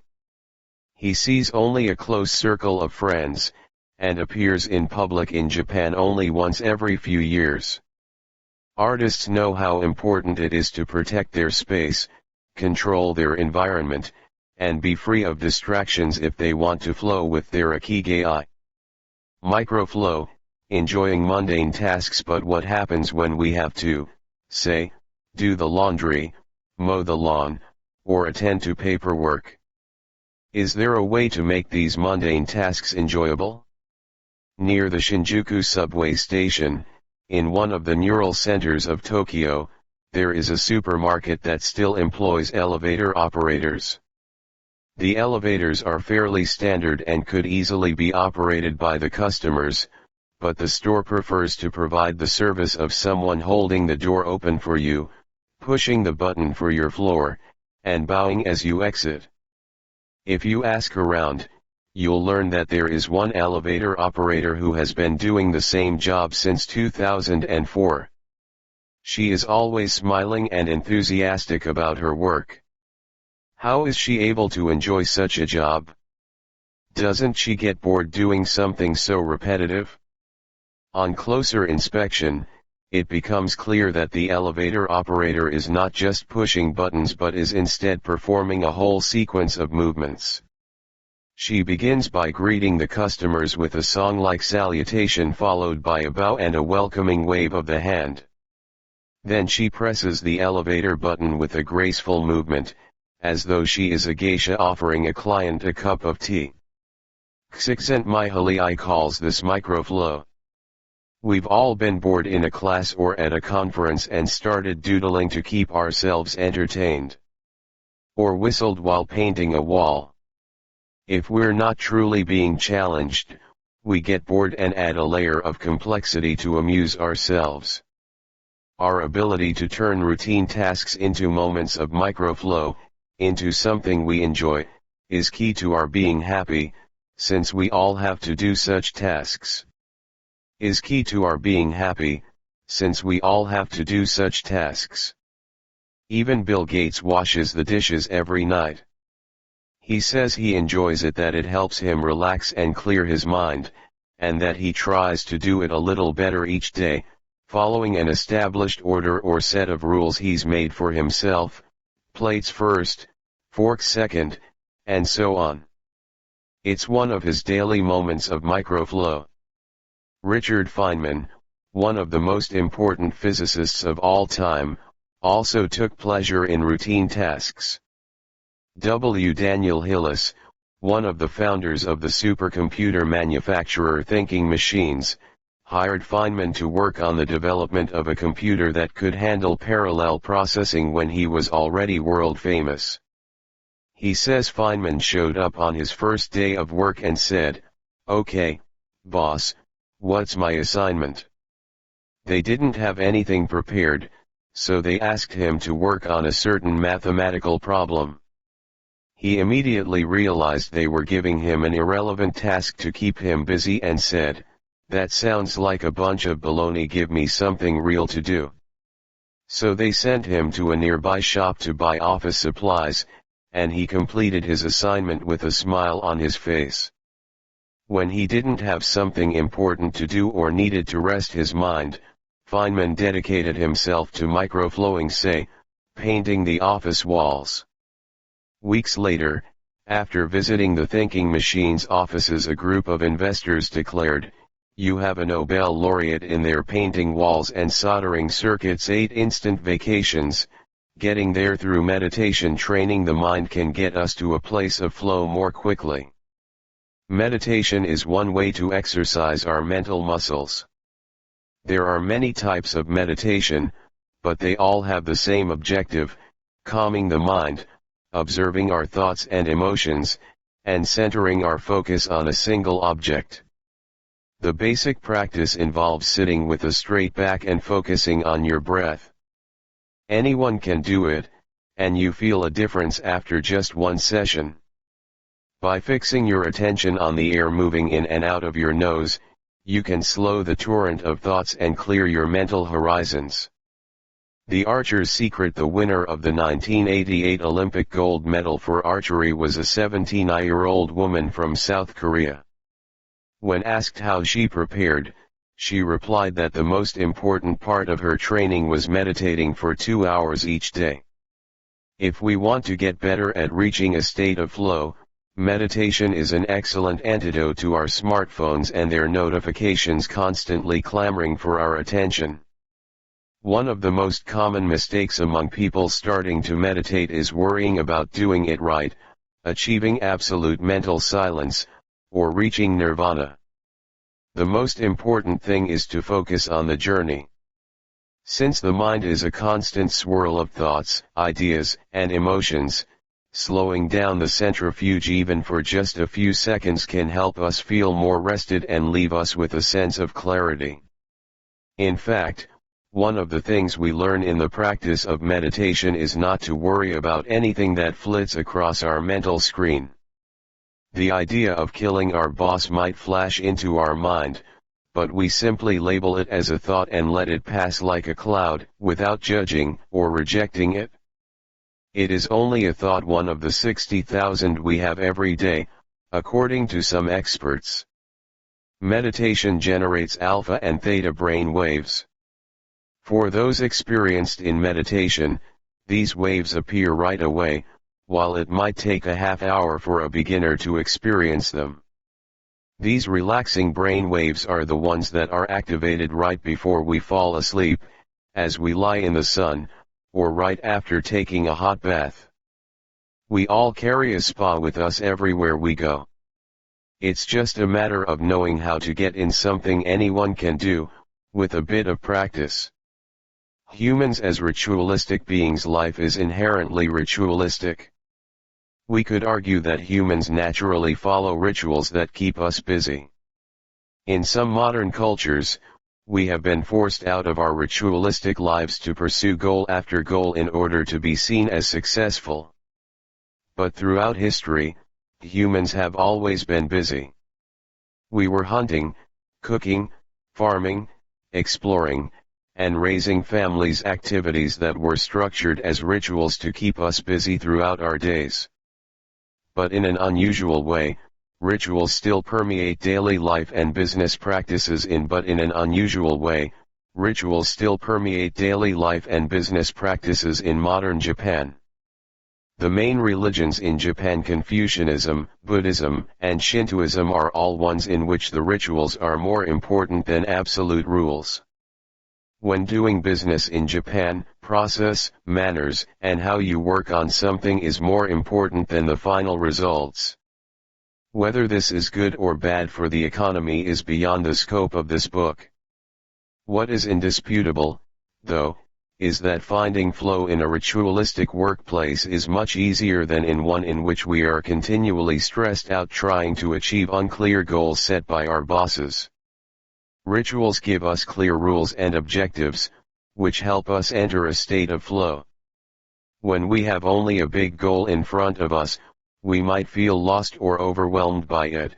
Rituals help us by giving us the process, the sub-steps, on the path to achieving a goal. When confronted with a big goal, try to break it down into parts and then attack each part one by one. Focus on enjoying your daily rituals, using them as tools to enter a state of flow. Don't worry about the outcome, it will come naturally. Happiness is in the doing, not in the result. As a rule of thumb, remind yourself, rituals over goals. The happiest people are not the ones who achieve the most. They are the ones who spend more time than others in a state of flow. Using flow to find your Ikigai. After reading this chapter, you should have a better idea of which activities in your life make you enter flow. Write all of them on a piece of paper, then ask yourself these questions: what do the activities that drive you to flow have in common? Why do those activities drive you to flow? For example, are all the activities you most like doing ones that you practice alone or with other people? Do you flow more when doing things that require you to move your body or just to think? In the answers to these questions you might find the underlying Ikigai that drives your life. If you don't, then keep searching by going deeper into what you like by spending more of your time in the activities that make you flow. Also, try new things that are not on the list of what makes you flow but that are similar and that you are curious about. For example, if photography is something that drives you into flow, you could also try painting. You might even like it more. Or if you love snowboarding and have never tried surfing. Flow is mysterious. It is like a muscle: the more you train it, the more you will flow, and the closer you will be to your Ikigai. The Masters of Longevity. Words of wisdom from the longest living people in the world working on this book. We didn't want to just research the factors that contribute to a long and happy life, we wanted to hear from the true masters of this art. When we started, the interviews we conducted in Okinawa merit their own chapter, but in the section that precedes it we have provided an overview of the life philosophies of a few international champions of longevity. We're talking about super centenarians, people who live to 110 years of age or more. The term was coined in 1970 by Norris McWhorter, editor of the Guinness Book of World Records. Its use became more widespread in the 1990s, after it appeared in William Strauss and Neil Howe's Generations. Today there are an estimated 300 to 450 supercentenarians in the world, although the age of only around 75 of them has been confirmed. They aren't superheroes, but we could see them as such for having spent far more time on this planet than the average life expectancy would predict. Given the rise in life expectancy around the world, the number of supercentenarians might also increase. A healthy and purposeful life could help us join their ranks. Let's take a look at what a few of them have to say. Misao Okawa, 117, eat and sleep, and you'll live a long time. You have to learn to relax. According to the Gerontology Research Group, until April 2015, the oldest living person in the world was Misao Okawa, who passed away in a care facility in Osaka, Japan, after living for 117 years and 27 days. The daughter of a textile merchant, she was born in 1898, when Spain lost its colonies in Cuba and the Philippines, and the United States annexed Hawaii and launched Pepsi-Cola. Until she was 110, this woman who lived in 3 different centuries cared for herself unassisted. When specialists asked about her self-care routine, Misao answered simply, eating sushi and sleeping, to which we should add, having a tremendous thirst for life. When they inquired about her secret for longevity, she answered with a smile, I ask myself the same thing. One proof that Japan continues to be a factory of long life. In July of the same year, Sakura Momoi passed away at 112 years and 150 days old. At the time he was the oldest man in the world, though he was younger than 57 women. Maria Capovilla, 116, I've never eaten meat in my life.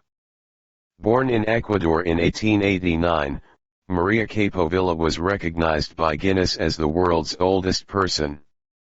She died of pneumonia in 2006, at 116 years and 347 days old, leaving behind 3 children, 12 grandchildren, and 20 great and great-great-grandchildren. She gave one of her last interviews at age 107, sharing her memories and her thoughts. "I'm happy, and I give thanks to God, who keeps me going. I never thought I'd live so long, I thought I'd die long ago." My husband, Antonio Capovilla, was the captain of a ship. He passed away at 84. We had 2 daughters and a son, and now I have many grandchildren and great-grandchildren. Things were better, back in the old days. People behaved better. We used to dance, but we were more restrained. There was this one song I loved dancing to, Maria by Luis Alarcon. I still remember most of the words. I also remember many prayers, and say them every day. I like the waltz, and can still dance it. I also still make crafts. I still do some of the things I did when I was in school. Point 2. When she had finished recalling her past, she began to dance, one of her great passions, with an energy that made her seem decades younger. When asked about her secret for longevity, she responded simply, "I don't know what the secret to long life is. The only thing I do is I've never eaten meat in my life. I attribute it to that." Jean Calment, 122, Everything's Fine. Born in Arles, France, in February 1875, Jean Calment lived until August 4, 1997, making her, at 122, the oldest person of verified age in history. She jokingly said that she competed with Methuselah, and there is no question that jokingly said that she competed with Methuselah, and there is no question that she broke numerous records as she went on celebrating birthdays. She died of natural causes at the end of a happy life during which she denied herself almost nothing. She rode a bicycle until she turned 100. She lived on her own until 110, when she agreed to move into a nursing home after accidentally starting a small fire in her apartment. She stopped smoking at 120, when her cataracts started making it hard for her to bring a cigarette to her lips. One of her secrets may have been her sense of humor. As she said on her 120th birthday, "I see badly, I hear badly, and I feel bad, but everything's fine." 3. Walter Brenning, 114, If you keep your mind and body busy, you'll be around a long time. Born in Minnesota in 1896, Walter Brenning was able to see 3 centuries in his lifetime. He died in Montana in 2011, from natural causes. He'd had 2 wives and a 50-year career on the railroad. At 83 he retired to an assisted living center in Montana, where he remained until his death. He is the second oldest man, of verified age, ever born in the United States. He gave many interviews in his final years, insisting that his longevity stemmed from, among other things, his habit of eating only 2 meals per day and working for as many years as he could. Your mind and your body. You keep both busy, he said on his 112th birthday, you'll be here a long time. Back then, he was still exercising every day. Among Brenning's other secrets, he had a habit of helping others, and he wasn't afraid of dying. As he declared in a 2010 interview with the Associated Press, "We're all going to die. Some people are scared of dying. Never be afraid to die. Because you're born to die." For before passing away in 2011, he is said to have told a pastor that he'd made a deal with God: if he wasn't going to get better, it was time to go. Alexander Imish, 111, I just haven't died yet. Born in Poland in 1903, Alexander Imish was a chemist and parapsychologist residing in the United States who, after the death of his predecessor in 2014, residing in the United States who, after the death of his predecessor in 2014, became the oldest man of authenticated age in the world. Imish himself died shortly thereafter, in June of that year, leaving behind a long life rich with experiences. Imish attributed his longevity to, among other things, never drinking alcohol. "It's not as though I'd won the Nobel Prize," he said upon being declared the world's oldest man. "I never thought I'd get to be so old." When asked about his secret to living so long, his answer was, "I don't know. I just haven't died yet." 5 Ikigai artists. The secret to long life, however, is not held by supercentenarians alone. There are many people of advanced age who, though they haven't made it into Guinness World Records, offer us inspiration and ideas for bringing energy and meaning to our lives. Artists, for example, who carry the torch of their Ikigai instead of retiring, have this power. Art, in all its forms, is an Ikigai that can bring happiness and purpose to our days. Enjoying or creating beauty is free, and something all human beings have access to. Hokusai, the Japanese artist who made woodblock prints in the ukiyo-e style and lived for 88 years, from the mid-18th to the mid-19th century, added this postscript to the first edition of his 100 Views of Mount Fuji: 6 All that I have produced before the age of 70 is not worth being counted. It is at the age of 73 that I have somewhat begun to understand the structure of true nature, of animals, and grasses, and trees and birds, and fishes, and insects. Consequently, at 80 years of age I shall have made still more progress. At 90 I hope to have penetrated into the mystery of things. At 100 years of age I should have reached decidedly a marvelous degree, and when I shall be 110, all that I do, every point and every line, shall be instinct with life. In the pages that follow, we've collected some of the most inspirational words from artists interviewed by Camille Sweeney for the New York Times. 7 of those still living, none have retired, and all still enjoy their passion, which they plan to pursue until their final breath, demonstrating that when you have a clear purpose, no one can stop you. The actor Christopher Plummer, still working at 86, reveals a dark desire shared by many who love the profession: "We want to drop dead on stage. That would be a nice theatrical way to go." 8 Osamu Tezuka, the father of modern Japanese manga, shared this feeling. Before he died in 1989, his last words as he drew one final cartoon were, "Please, just let me work."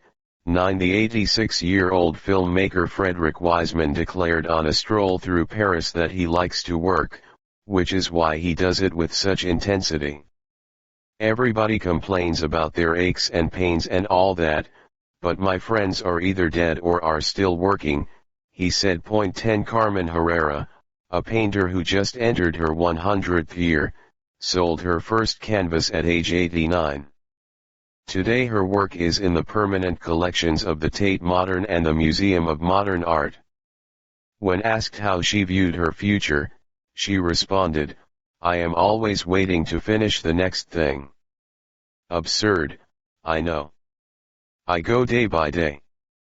11 Never stop learning. You may grow old and trembling in your anatomies, you may lie awake at night listening to the disorder of your veins, you may miss your only love, you may see the world about you devastated by evil lunatics, or know your honor trampled in the sewers of baser minds. There is only one thing for it then to learn. Learn why the world wags and what wags it. That is the only thing which the mind can never exhaust, never alienate, never be tortured by, never fear or distrust, and never dream of regretting. T. H. White, the once and future king for his part, naturalist and author Edward O. Wilson asserted, "I feel I have enough experience to join those who are addressing big questions." About 10 years ago, when I began reading and thinking more broadly about the questions of what are we, where did we come from and where are we going, I was astonished at how little this was being done.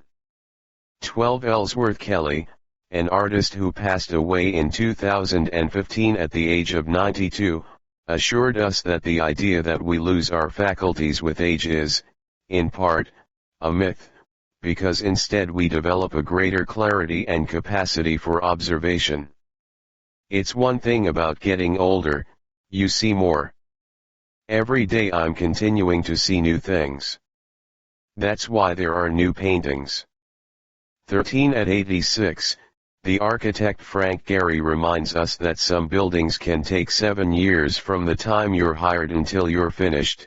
14 A fact that favors a patient attitude with regard to the passage of time. The man responsible for the Guggenheim Museum Bilbao, however, knows how to live in the here and now. You stay in your time. You don't go backward. I think if you relate to the time you're in, you keep your eyes and ears open, read the paper, see what's going on, stay curious about everything, you will automatically be in your time.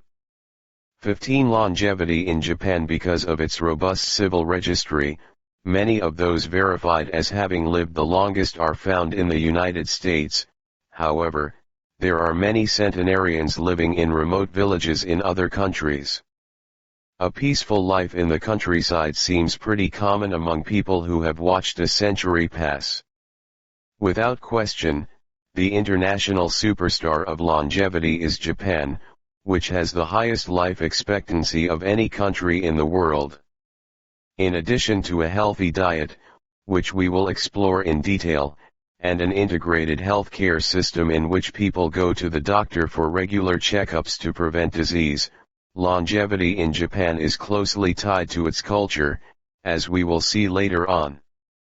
The sense of community, and the fact that Japanese people make an effort to stay active until the very end, are key elements of their secret to long life.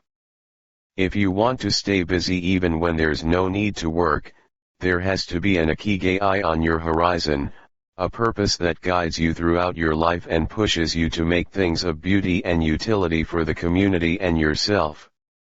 6 Lessons from Japan's Centenarians. Traditions and Proverbs for Happiness and Longevity. Ojimi, we had to fly nearly 3 hours from Tokyo to Naha, the capital of Okinawa. Several months earlier we had contacted the town council of a place known as the Village of Longevity to explain the purpose of our trip and our intention to interview the oldest members of the community. After numerous conversations, we finally got the help we were looking for and were able to rent a house just outside the town. To get to 1 year after starting this project, we found ourselves on the doorstep of some of the longest living people in the world. We realized right away that time seems to have stopped there, as though the entire town were living in an endless here and now.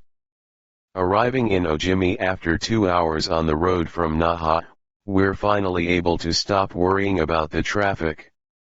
To our left are the sea and an empty stretch of beach, to our right, the mountainous jungle of Okinawa's Yanburu forests. Once Route 58 passes Nago, where Orion beer, the pride of Okinawa, is made, it skirts the coast until it reaches Ojimi. Every now and then a few little houses and stores crop up in the narrow stretch of land between the road and the base of the mountain. We pass small clusters of houses scattered here and there as we enter the municipality of Ojimi, but the town doesn't really seem to have a center. Our GPS finally guides us to our destination, the Center for the Support and Promotion of Well-Being, housed in an unattractive cinder block building right off the highway. We go in through the back door, where a man named Tara is waiting for us. Beside him is a petite, cheerful woman who introduces herself as Yuki. Two other women immediately get up from desks and show us to a conference room. They serve us each a cup of green tea and a fuchsia kiweza, a small citrus fruit that packs a big nutritional punch, as we will see later on. Tara sits down across from us in his formal suit and opens up a large planner and a 3-ring binder. Yuki sits next to him. The binder contains a list of all the town's residents, organized by age and club, or MOAT. Tara points out that these groups of people who help one another are characteristic of Ojimi. The MOAT are not organized around any concrete objective, they function more like a family. Tara also tells us that volunteer work, rather than money, drives much of what happens in Ojimi. Everyone offers to pitch in, and the local government takes care of assigning tasks. This way, everyone can be useful and feels like a part of the community. Ojimi is the penultimate town before Cape Hito, the northernmost point of the largest island in the archipelago. From the top of one of Ojimi's mountains, we're able to look down over the whole town. Almost everything is the green of the Yanburu jungle, making us wonder where the nearly 3,200 residents are hiding. We can see a few houses, but they're scattered in little clusters near the sea or in small valleys accessible by side roads. Communal life. We're invited to eat in one of Ojimi's few restaurants, but when we arrive the only 3 tables are already reserved. Don't worry, we'll go to Kurumi instead. It never fills up, says Yuki, walking back to her car. She's still driving at age 88, and takes great pride in that. Her co-pilot is 99, and has also decided to spend the day with us. We have to drive fast to keep up with them on a highway that is sometimes more dirt than asphalt. Finally reaching the other end of the jungle, we can at last sit down to eat. I don't really go to restaurants, Yuki says as we take our seats. Almost everything I eat comes from my vegetable garden, and I buy my fish from Tanaka, who's been my friend forever. The restaurant is right by the sea and seems like something from the planet Tatooine, from Star Wars. The menu boasts in large letters that it serves slow food prepared with organic vegetables grown in the town. But really, Yuki continues, food is the least important thing. She is extroverted, and rather pretty. She likes to talk about her role as the director of several associations run by the local government. Food won't help you live longer, she says, bringing to her lips a bite of the diminutive confection that followed our meal. The secret is smiling and having a good time. There are no bars and only a few restaurants in Ojimi, but those who live there enjoy a rich social life that revolves around community centers. The town is there enjoy a rich social life that revolves around community centers. The town is divided into 17 neighborhoods, and each one has a president and several people in charge of things like culture, festivals, social activities, and longevity. Residents pay close attention to this last category. We're invited to the community center of one of the 17 neighborhoods. It is an old building right next to one of the mountains of the Yanburu jungle, home to Bunagaya, the town's iconic sprites. The Bunagaya spirits of the Yanburu jungle. Bunagaya are magical creatures that inhabit the Yanburu jungle near Ojimi and its surrounding towns. They manifest as children with long red hair, and like to hide in the jungle's gajimaru, banyan, trees and go fishing on the beach. Many of Okinawa's stories and fables are about Bunagaya sprites. They are mischievous, playful, and unpredictable. Locals say that the Bunagaya love the mountains, rivers, sea, trees, earth, wind, and animals, and that if you want to befriend them, you have to show respect for nature. A birthday party. When we arrive at the neighborhood's community center, we're greeted by a group of about 20 people who proudly proclaim, the youngest among us is 83. We conduct our interviews at a large table while drinking green tea. When we finish, we're brought to an event space, where we celebrate the birthdays of 3 members of the group. One woman is turning 99, another 94, and one young man has just reached 89. We sing a few songs popular in the village and finish up with Happy Birthday in English. The woman turning 99 blows out the candles and thanks everyone for coming to her party. We eat homemade shakuweza cake and end up dancing and celebrating as though it were the birthday of a 20-something. It's the first party, but not the last, that we'll attend during our week in the village. We'll also do karaoke with a group of seniors who sing better than we do, and attend a traditional festival with local bands, dancers, and food stands at the end. Attend a traditional festival with local bands, dancers, and food stands at the foot of a mountain. Celebrate each day. Together celebrations seem to be an essential part of life in Ojimi. We're invited to watch a game of gate ball, one of the most popular sports among Okinawa's older residents. It involves hitting a ball with a mallet-like stick. It is a low-impact sport that can be played anywhere, and is a good excuse to move around and have fun as a group. The residents hold local competitions, and there is no age limit for participants. We participate in the weekly game and lose to a woman who recently turned 104. Everyone cheers, and the defeated look on our faces elicits laughter. In addition to playing and celebrating as a community, spirituality is also essential to the happiness of the village's residents. The gods of Okinawa. The main religion in Okinawa is known as Ryukyu Shinto.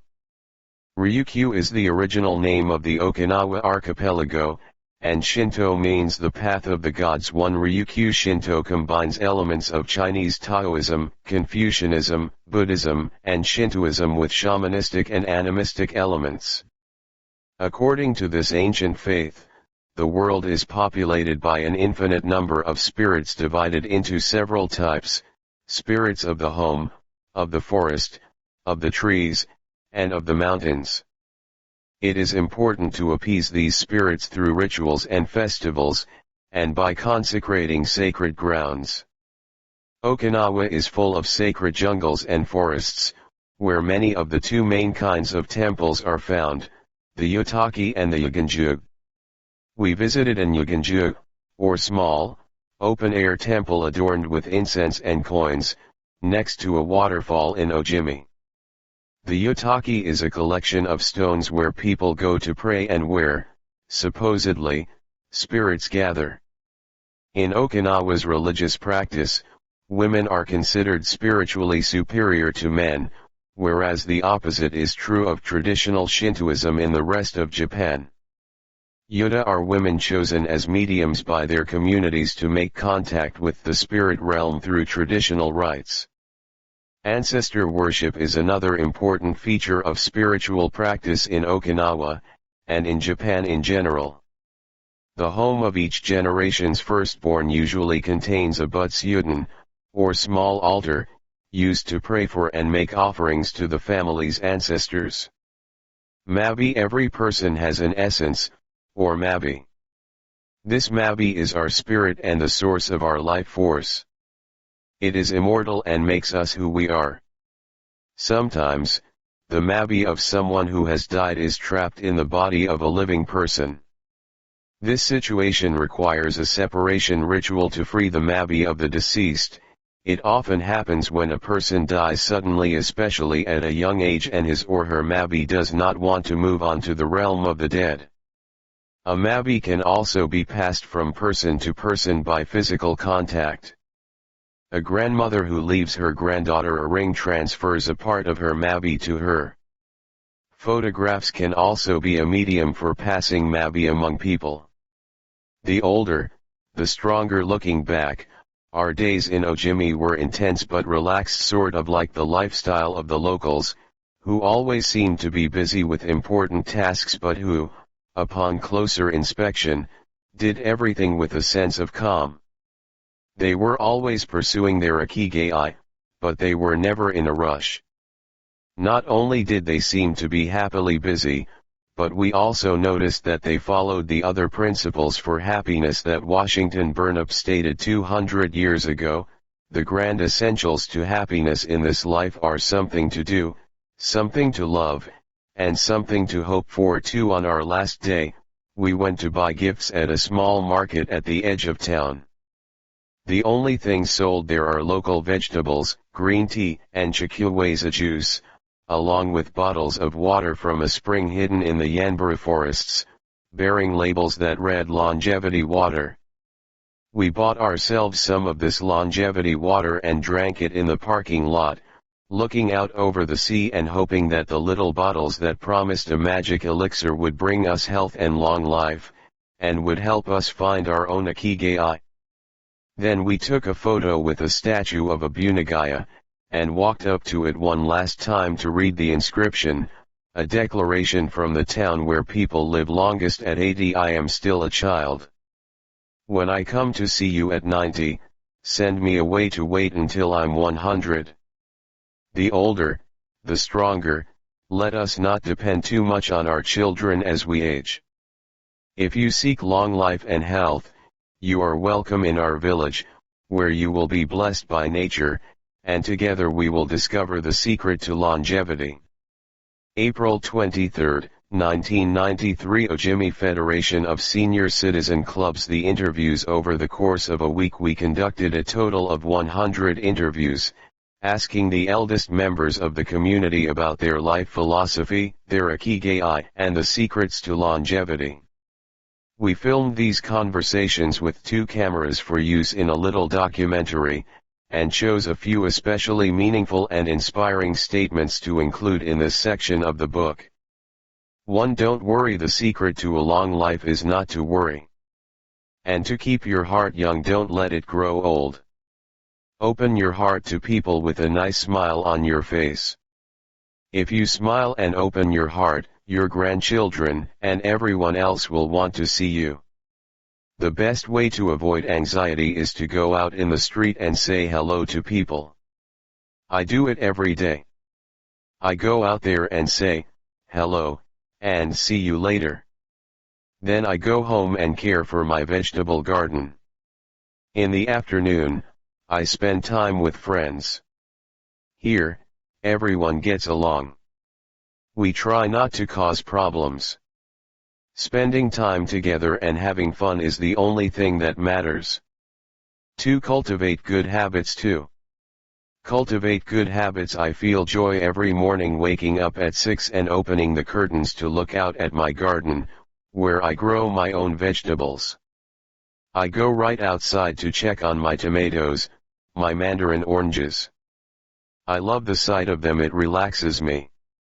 After an hour in the garden I go back inside and make breakfast. I plant my own vegetables and cook them myself. That's my Ikigai. The key to staying sharp in old age is in your fingers. From your fingers to your brain, and back again. If you keep your fingers busy, you'll live to see 100. I get up at 4 every day. I set my alarm for that time, have a cup of coffee, and do a little exercise, lifting my arms. That gives me energy for the rest of the day. I eat a bit of everything. I think that's the secret. I like variety in what I eat. I think it tastes better. Working. If you don't work, your body breaks down. When I wake up, I go to the Puigcerver and light incense. You have to keep your ancestors in mind. It's the first thing I do every morning. I wake up every day at the same time, early, and spend the morning in my vegetable garden. I go dancing with my friends once a week. I do exercise every day, and every morning I go for a little walk. I never forget to do my Taiso exercises when I get up. Eating vegetables, it helps you live longer. To live a long time you need to do 3 things: exercise to stay healthy, eat well, and spend time with people. 3. Nurture your friendships every day. Getting together with my friends is my most important Ikigai. We all get together here and talk, it's very important. I always know I'll see them all here tomorrow, and that's one of my favorite things in life. My main hobby is getting together with friends and neighbors. Talking each day with the people you love, that's the secret to a long life. I say, hello, and see you later, to the children on their way to school, and wave at everyone who goes by me in their car. Drive safely. I say. Between 7:20 a.m. and 8:15 a.m., I'm outside on my feet the whole time, saying hello to people. Once everyone's gone, I go back inside, chatting and drinking tea with my neighbors. That's the best thing in life. And singing together. I wake up at 5 every morning, leave the house, and walk to the sea. Then I go to a friend's house and we have tea together. That's the secret to long life, getting together with people, and going from place to place. 4. Live an unhurried life. My secret to a long life is always saying to myself, slow down, and relax. You live much longer if you're not in a hurry. I make things with wicker. That's my Ikigai. The first thing I do when I wake up is pray. Then I do my exercises and eat breakfast. At 7 I calmly start working on my wicker. When I get tired at 5, I go visit my friends. Doing many different things every day. Always staying busy, but doing one thing at a time, without getting overwhelmed. The secret to long life is going to bed early, waking up early, and going for a walk, living peacefully and enjoying the little things. Getting along with your friends. Spring, summer, fall, winter, enjoying each season, happily. 5. Be optimistic every day. I say to myself, today will be full of health and energy. Live it to the fullest. I'm 98, but consider myself young. I still have so much to do. Laugh. Laughter is the most important thing. I laugh wherever I go. I'm going to live to be 100. Of course I am. It's a huge motivation for me. Dancing and singing with your grandchildren is the best thing in life. I feel very fortunate to have been born here. I give thanks for it every day. The most important thing in Ojimi, in life, is to keep smiling. I do volunteer work to give back to the village a bit of what it has given to me. For example, I use my car to help friends get to the hospital. There's no secret to it. The trick is just to live. Keys to the Ojimi lifestyle. 100% of the people we interviewed keep a vegetable garden, and most of them also have fields of tea, mangoes, shakuweza, and so on.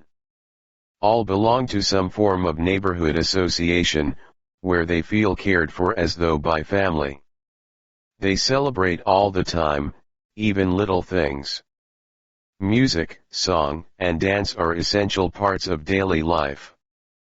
They have an important purpose in life, or several. They have an Ikigai, but they don't take it too seriously. They are relaxed and enjoy all that they do. They are very proud of their traditions and local culture. They are passionate about everything they do, however insignificant it might seem. Locals have a strong sense of uimara, recognizing the connection between people. They help each other with everything from work in the fields, harvesting sugarcane or planting rice, to building houses and municipal projects. Our friend Miyagi, who ate dinner with us on our last night in town, told us that he was building a new home with the help of all his friends, and that we could stay there the next time we were in Ojimi. They are always busy, but they occupy themselves with tasks that allow them to relax. We didn't see a single old grandpa sitting on a bench doing nothing. They're always coming and going to sing karaoke, visit with neighbors, or play a game of gate ball.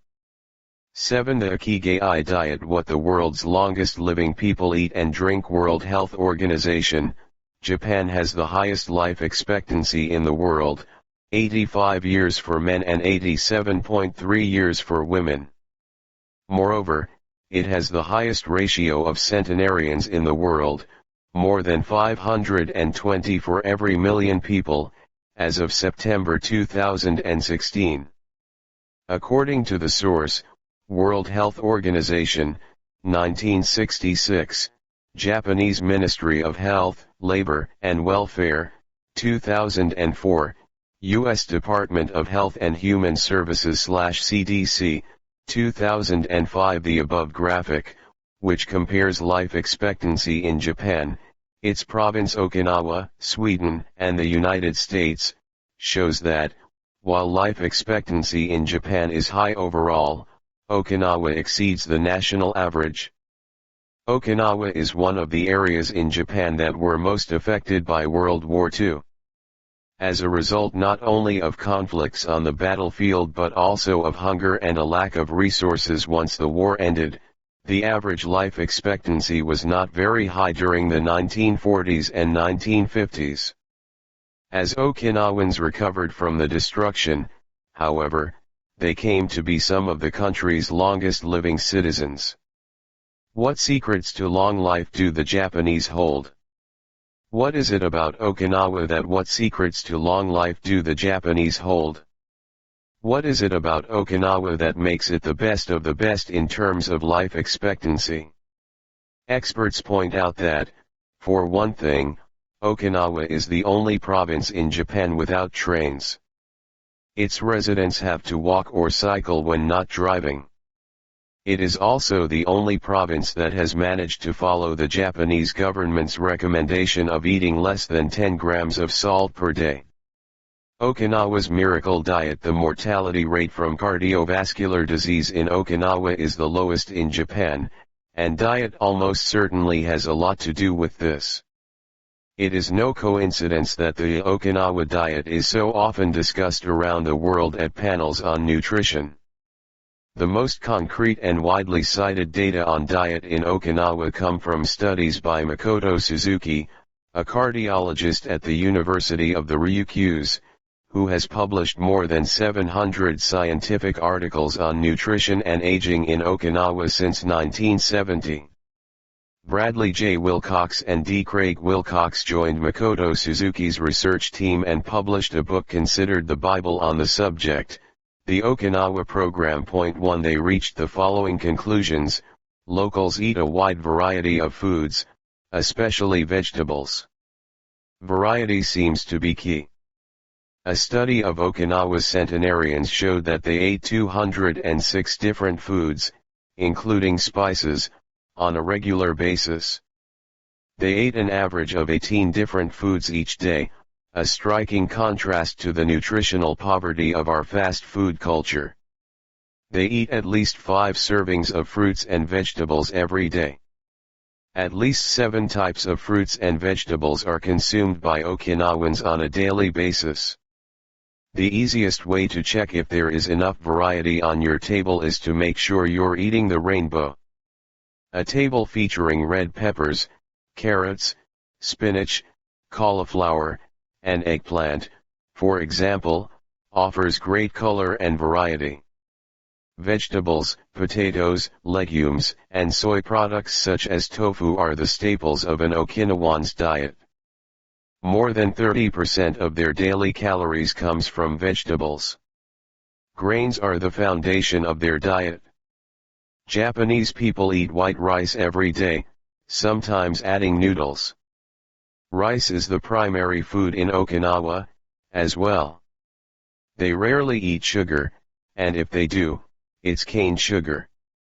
We drove through several sugar cane fields every morning on our way to Ojimi, and even drank a glass of cane juice at Nakaijin Castle.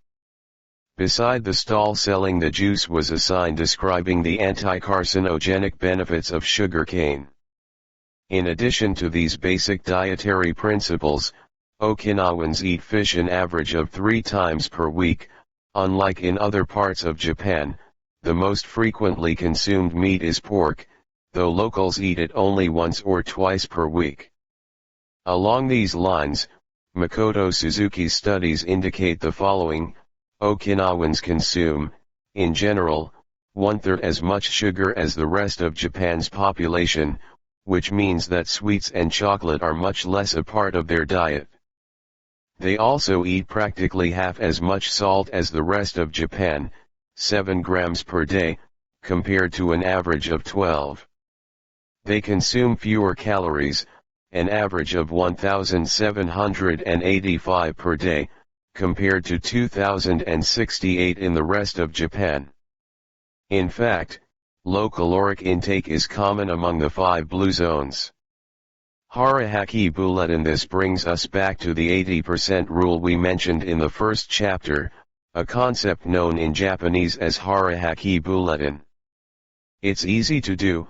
When you notice you're almost full but could have a little more, just stop eating. One easy way to start applying the concept of Harahaki Bulletin is to skip dessert, or to reduce portion size.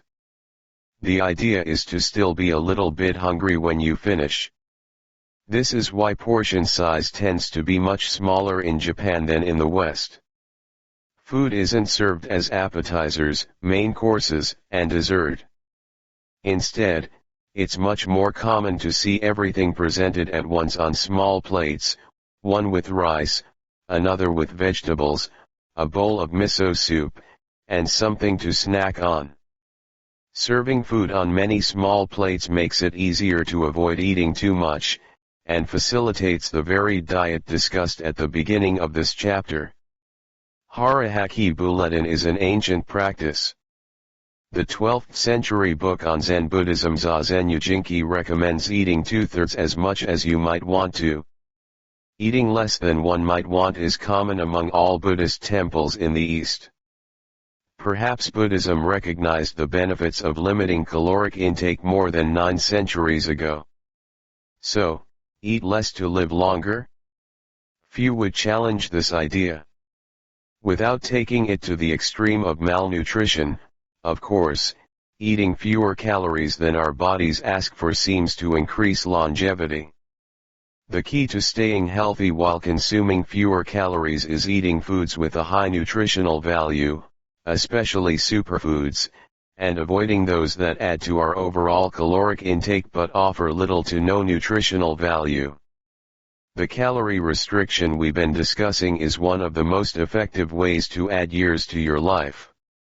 If the body regularly consumes enough, or too many, calories, it gets lethargic and starts to wear down, expending significant energy on digestion alone. Another benefit of calorie restriction is that it reduces levels of IGF-1, insulin-like growth factor 1, in the body. IGF-1 is a protein that plays a significant role in the aging process. It seems that one of the reasons humans and animals age is an excess of this protein in their blood. Point 2. Whether calorie restriction will extend lifespan in humans is not yet known, but data increasingly indicate that moderate calorie restriction with adequate nutrition has a powerful protective effect against obesity, type 2 diabetes, inflammation, hypertension, and cardiovascular disease, and reduces metabolic risk factors associated with cancer. Point 3. An alternative to following the 80% rule on a daily basis is to fast for 1 or 2 days each week. The 5:2, or fasting, diet recommends 2 days of fasting, consuming fewer than 500 calories, every week and eating normally on the other 5 days. Among its many benefits, fasting helps cleanse the digestive system and allows it to rest. 15 natural antioxidants found in the Okinawan diet. Antioxidants are molecules that slow the oxidation process in cells, neutralizing the free radicals that cause damage and accelerate aging.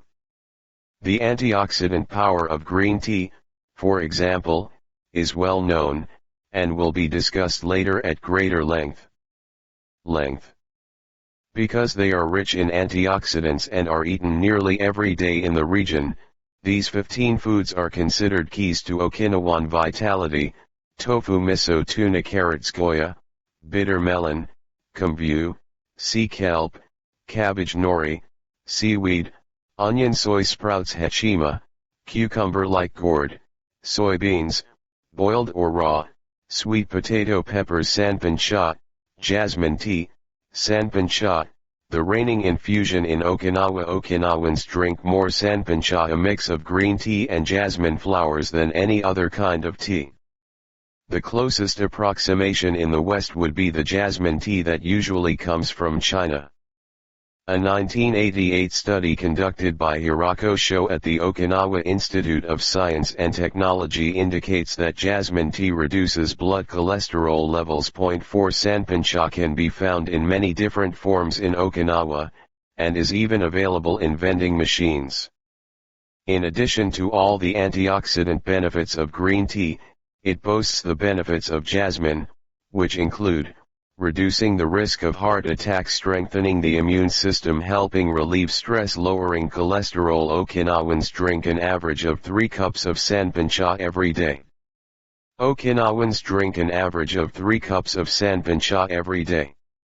It might be hard to find exactly the same blend in the West, but we can drink jasmine tea, or even a high-quality green tea, instead. The secrets of green tea. Green tea has been credited for centuries with significant medicinal properties. Recent studies have confirmed its many benefits, and have attested to the importance of this ancient plant in the longevity of those who drink it often.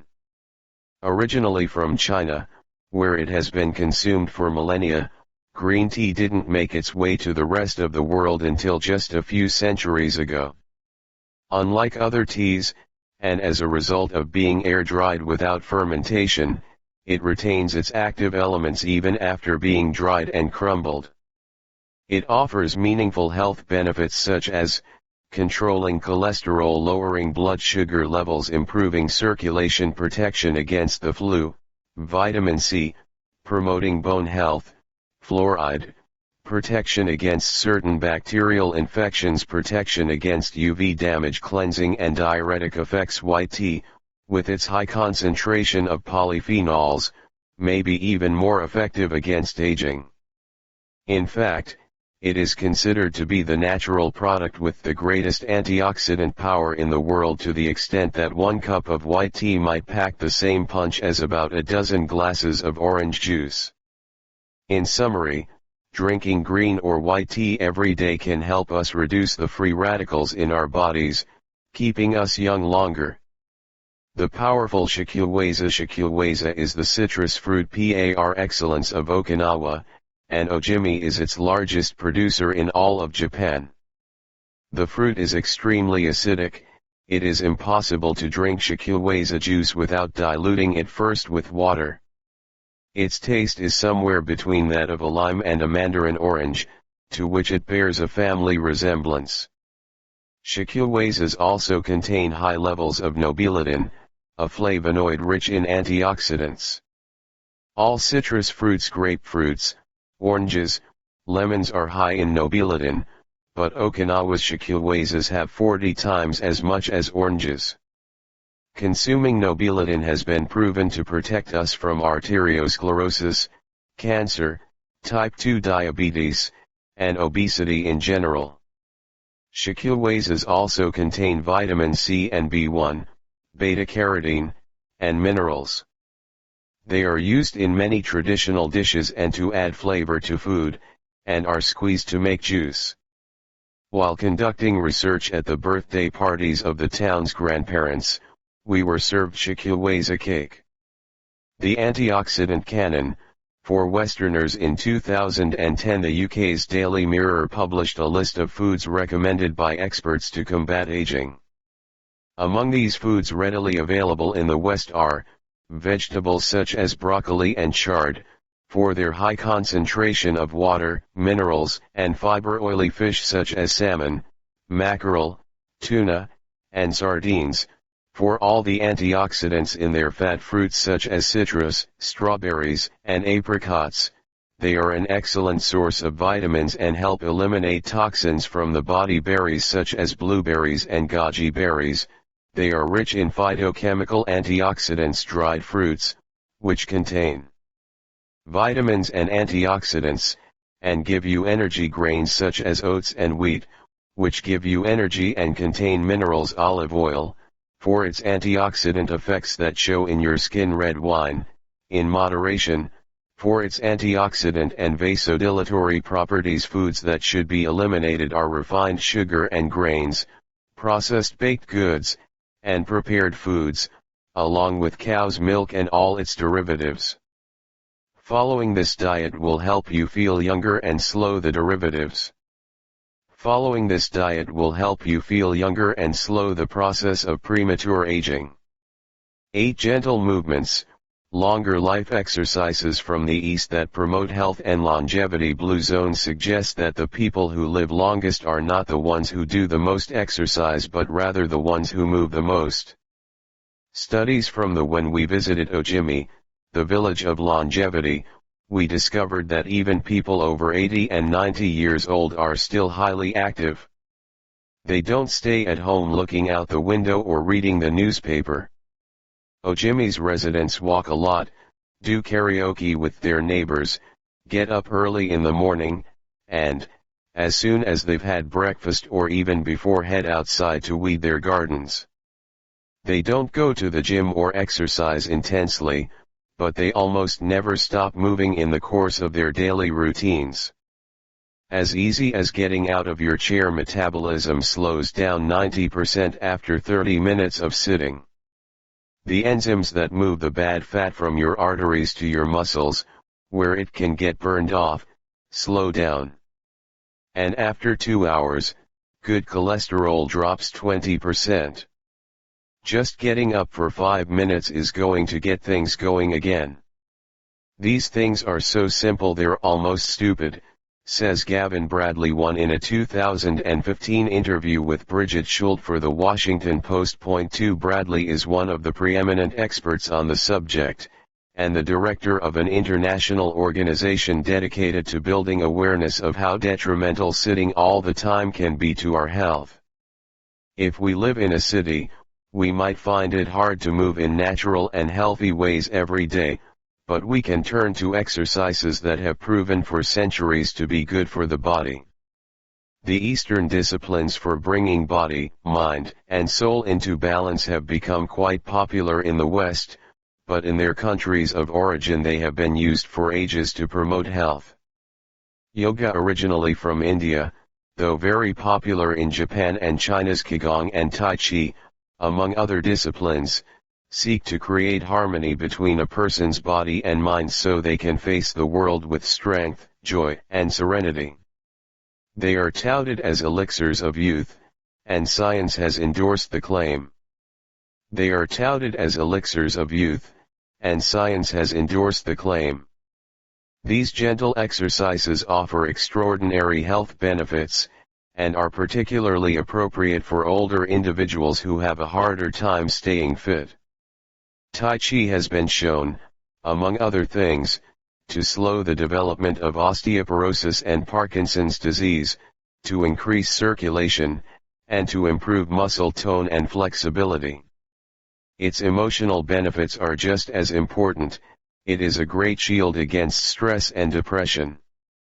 You don't need to go to the gym for an hour every day or run marathons. As Japanese centenarians show us, all you need is to add movement to your day. Practicing any of these Eastern disciplines on a regular basis is a great way to do so. An added benefit is that they all have well-defined steps, and as we saw in Chapter 4, disciplines with clear rules are good for flow. If you don't like any of these disciplines, feel free to choose a practice that you love and that makes you move.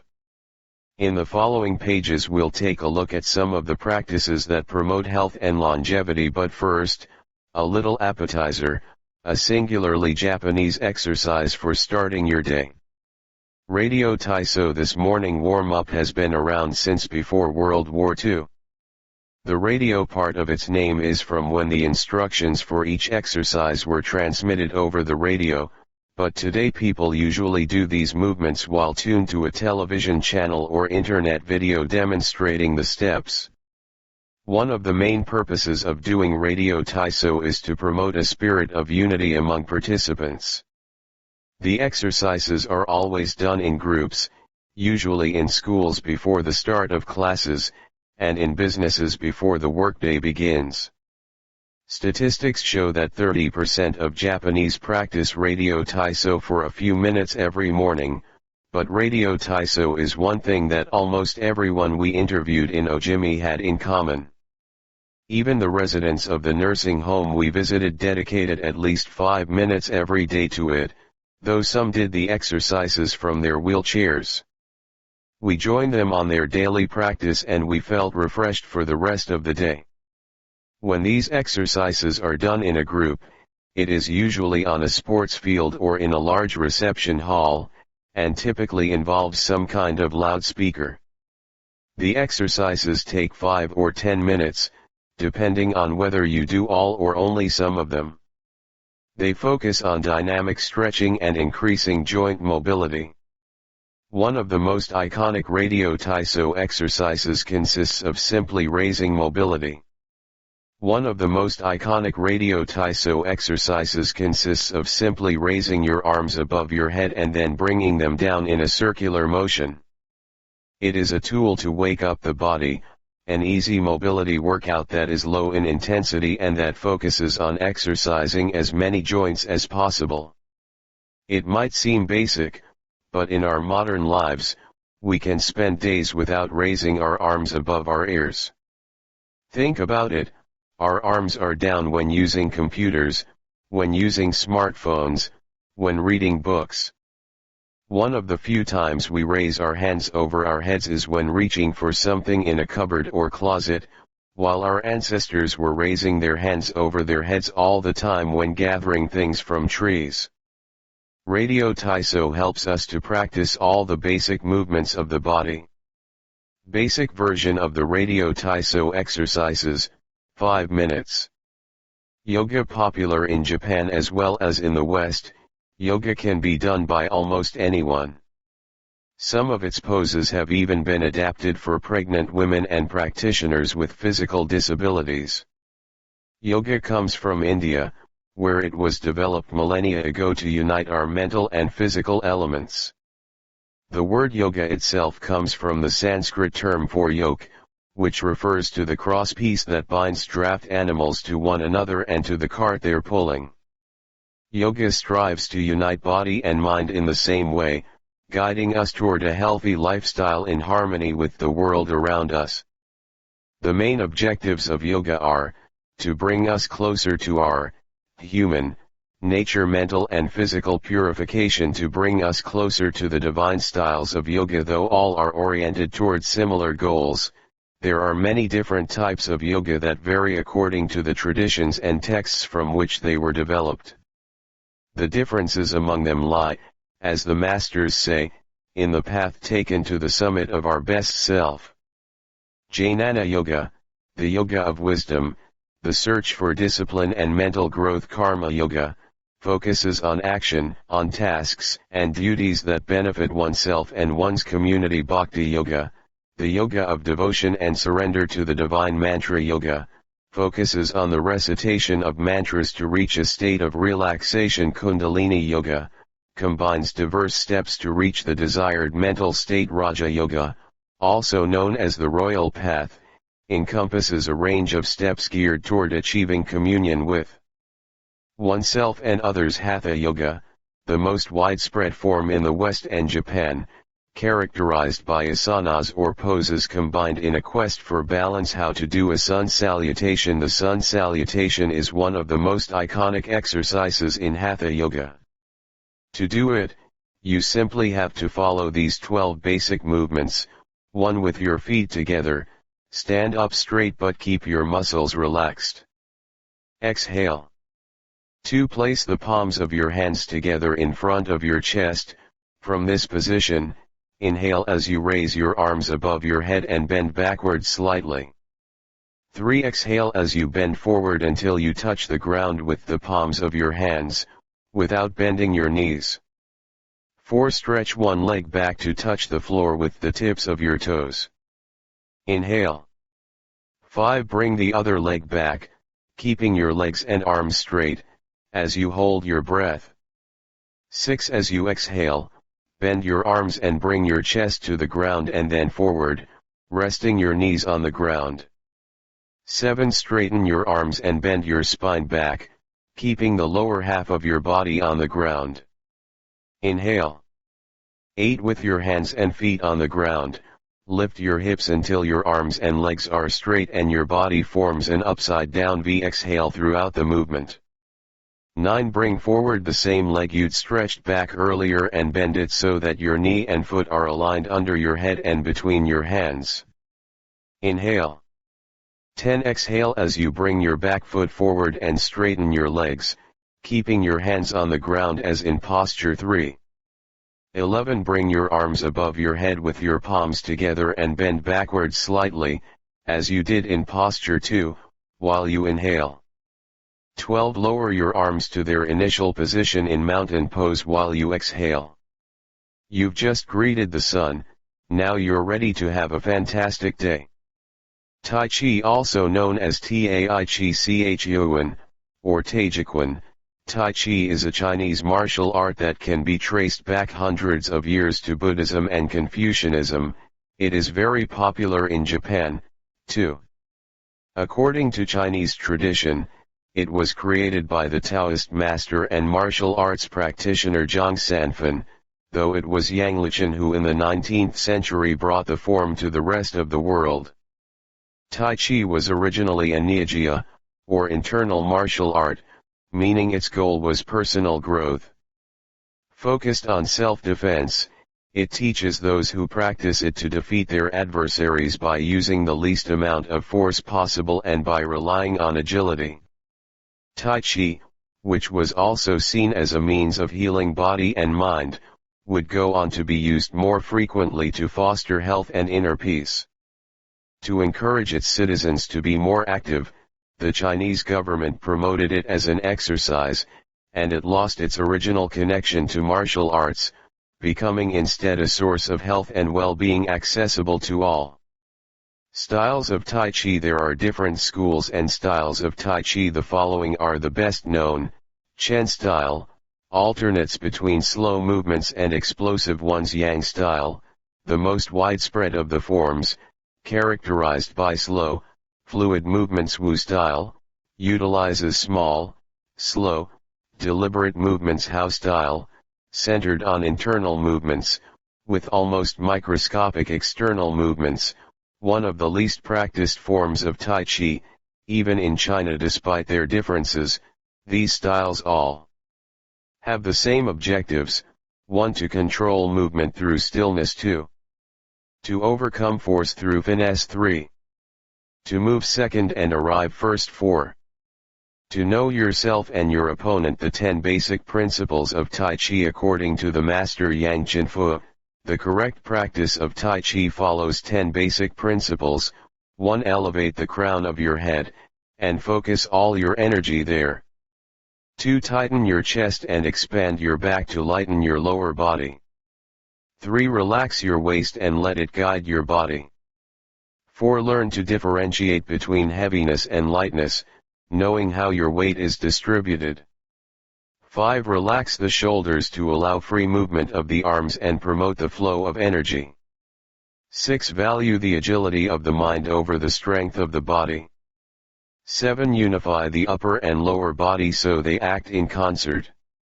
8. Unify the internal and the external to synchronize mind, body, and breath. 9. Do not break the flow of your movement, maintain fluidity and harmony. 10. Look for stillness in movement. An active body leads to a calm mind. Imitating clouds. One of the best known movements in Tai Chi consists of following the form of clouds in an exercise called wave hands like clouds. Here are the steps. 1. Extend your arms in front of you with your palms down. 2. Turn your palms to face in, as though you were hugging a tree trunk. 3. Open your arms out to the side. 4. Bring the left arm up and center, and the right arm down and center. 5. Trace the shape of a ball in front of your body. 6. Turn your left palm toward your face. 7. Shift your weight to your left foot and pivot from your hip toward that side, while your eyes follow the movement of your hand. 8. Bring your left hand to your waist and your right hand in front of your face. 9. Shift your weight to your right foot. 10. Pivot toward your right, looking at your raised right hand the entire time. 11. Repeat this movement fluidly, shifting your weight from one foot to the other as you reposition your hands. 12. Stretch your arms out in front of you again and bring them down slowly, returning to your initial position. Qigong, also known as Qigong, its name combines Qi, life force or energy, and Gong, work, indicating that the form works with the individual's life force. Though relatively modern, especially under its current name, the art of Qigong is based on the Tao Yin, an ancient art meant to foster mental and physical well-being. The practice began to appear in reports on training and martial arts at the beginning of the 20th century, and by the 1930s was being used in hospitals. The Chinese government later popularized it, as it had done with Tai Chi. Qigong involves static and dynamic physical exercises that stimulate respiration in a standing, seated, or reclined position. There are many different styles of Qigong, but all of them seek to strengthen and regenerate Qi. Though its movements are typically gentle, the practice is intense. Benefits of Qigong. According to numerous international scientific studies, Qigong, like Tai Chi and Yoga, offers significant health benefits. The following stand out among those proven through scientific research, as observed by Dr. Kenneth M. Sancier of San Francisco's Qigong Institute in his article Medical Applications of Qigong. 3. Modification of brain waves, improved balance of sex hormones, lower mortality rate from heart attacks, lower blood pressure in patients with hypertension, greater bone density, better circulation, deceleration of symptoms associated with senility, greater balance and efficiency of bodily functions. Increased blood flow to the brain and greater mind-body connection, improved cardiac function, reduction in the secondary effects of cancer treatments. Practicing these arts not only keeps us in shape, it also helps extend our lives.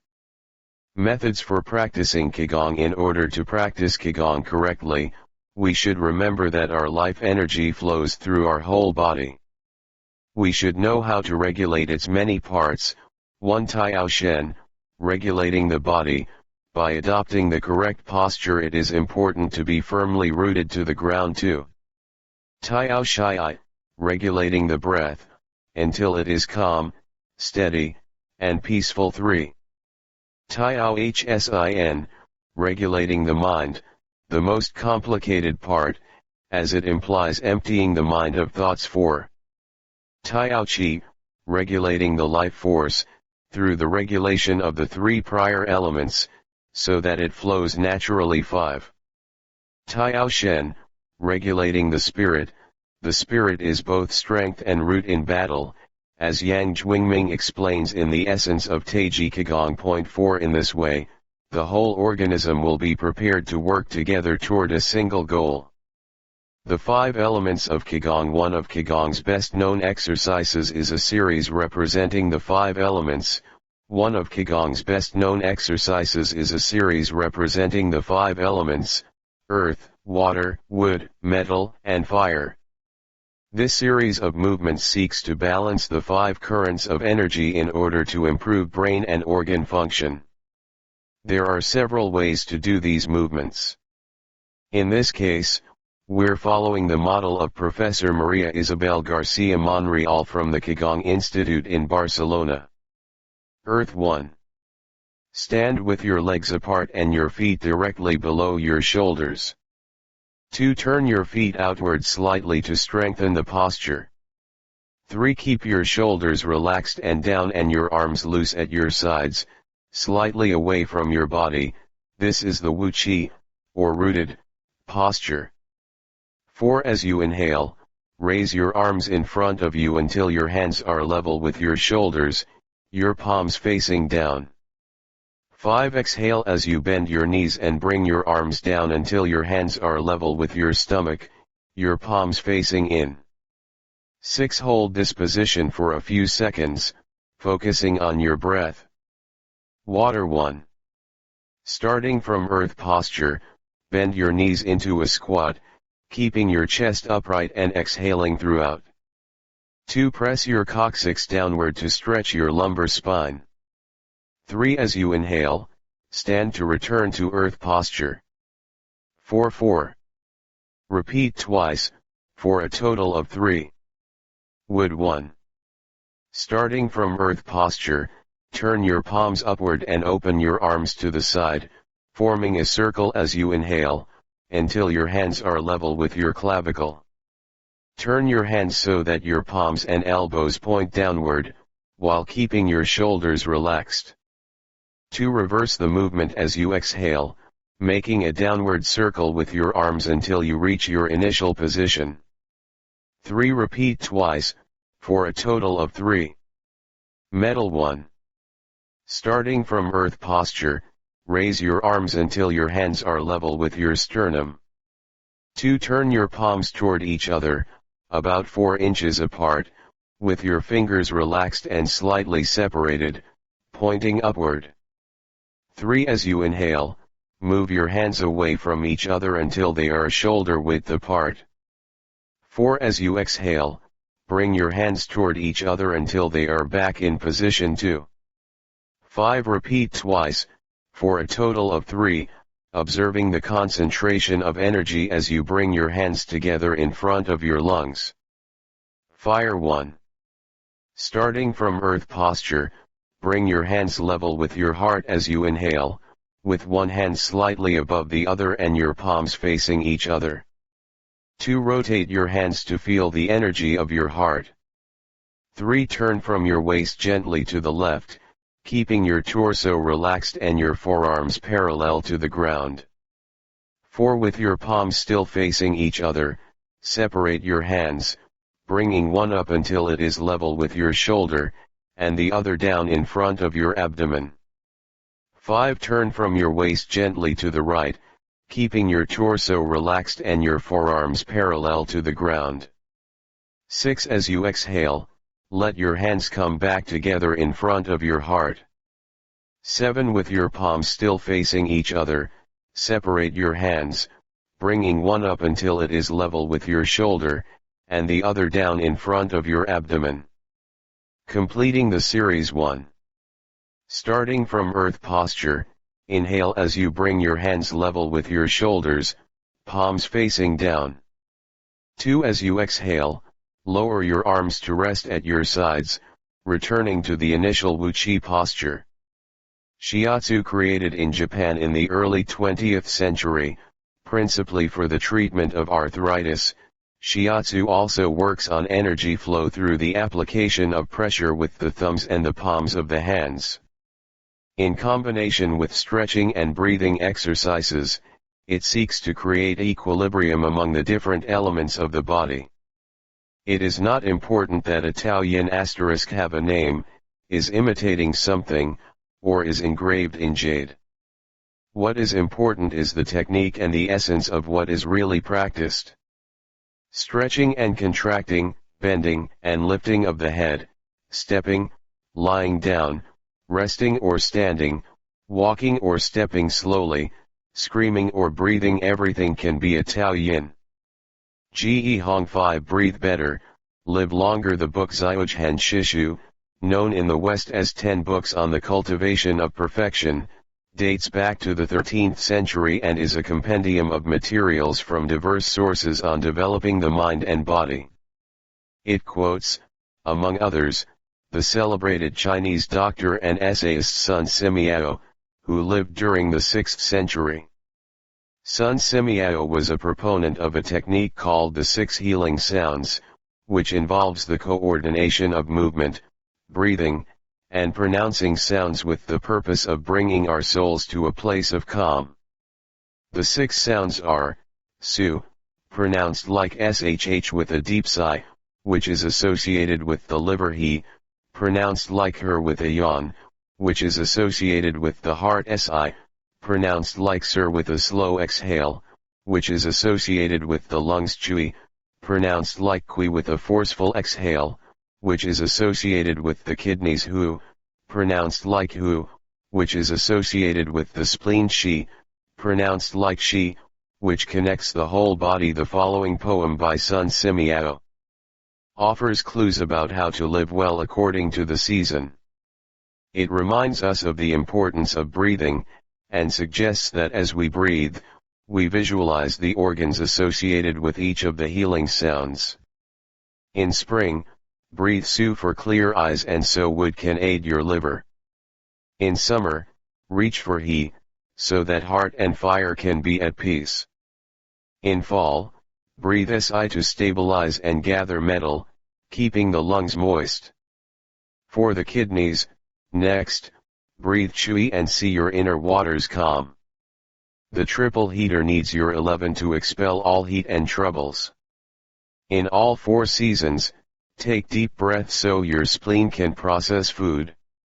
And, of course, avoid exhaling noisily, don't let even your own ears hear you. The practice is most excellent and will help preserve your divine elixir. It might feel confusing to be presented with all the Eastern traditions we have introduced in this chapter. The takeaway is that they all combine a physical exercise with an awareness of our breath. These 2 components, movement and breath, help us to bring our consciousness in line with our body, instead of allowing our mind to be carried away by the sea of daily worries. Most of the time, we are just not aware enough of our breathing. 9. Resilience and wabi-sabi: how to face life's challenges without letting stress and worry age you. What is resilience?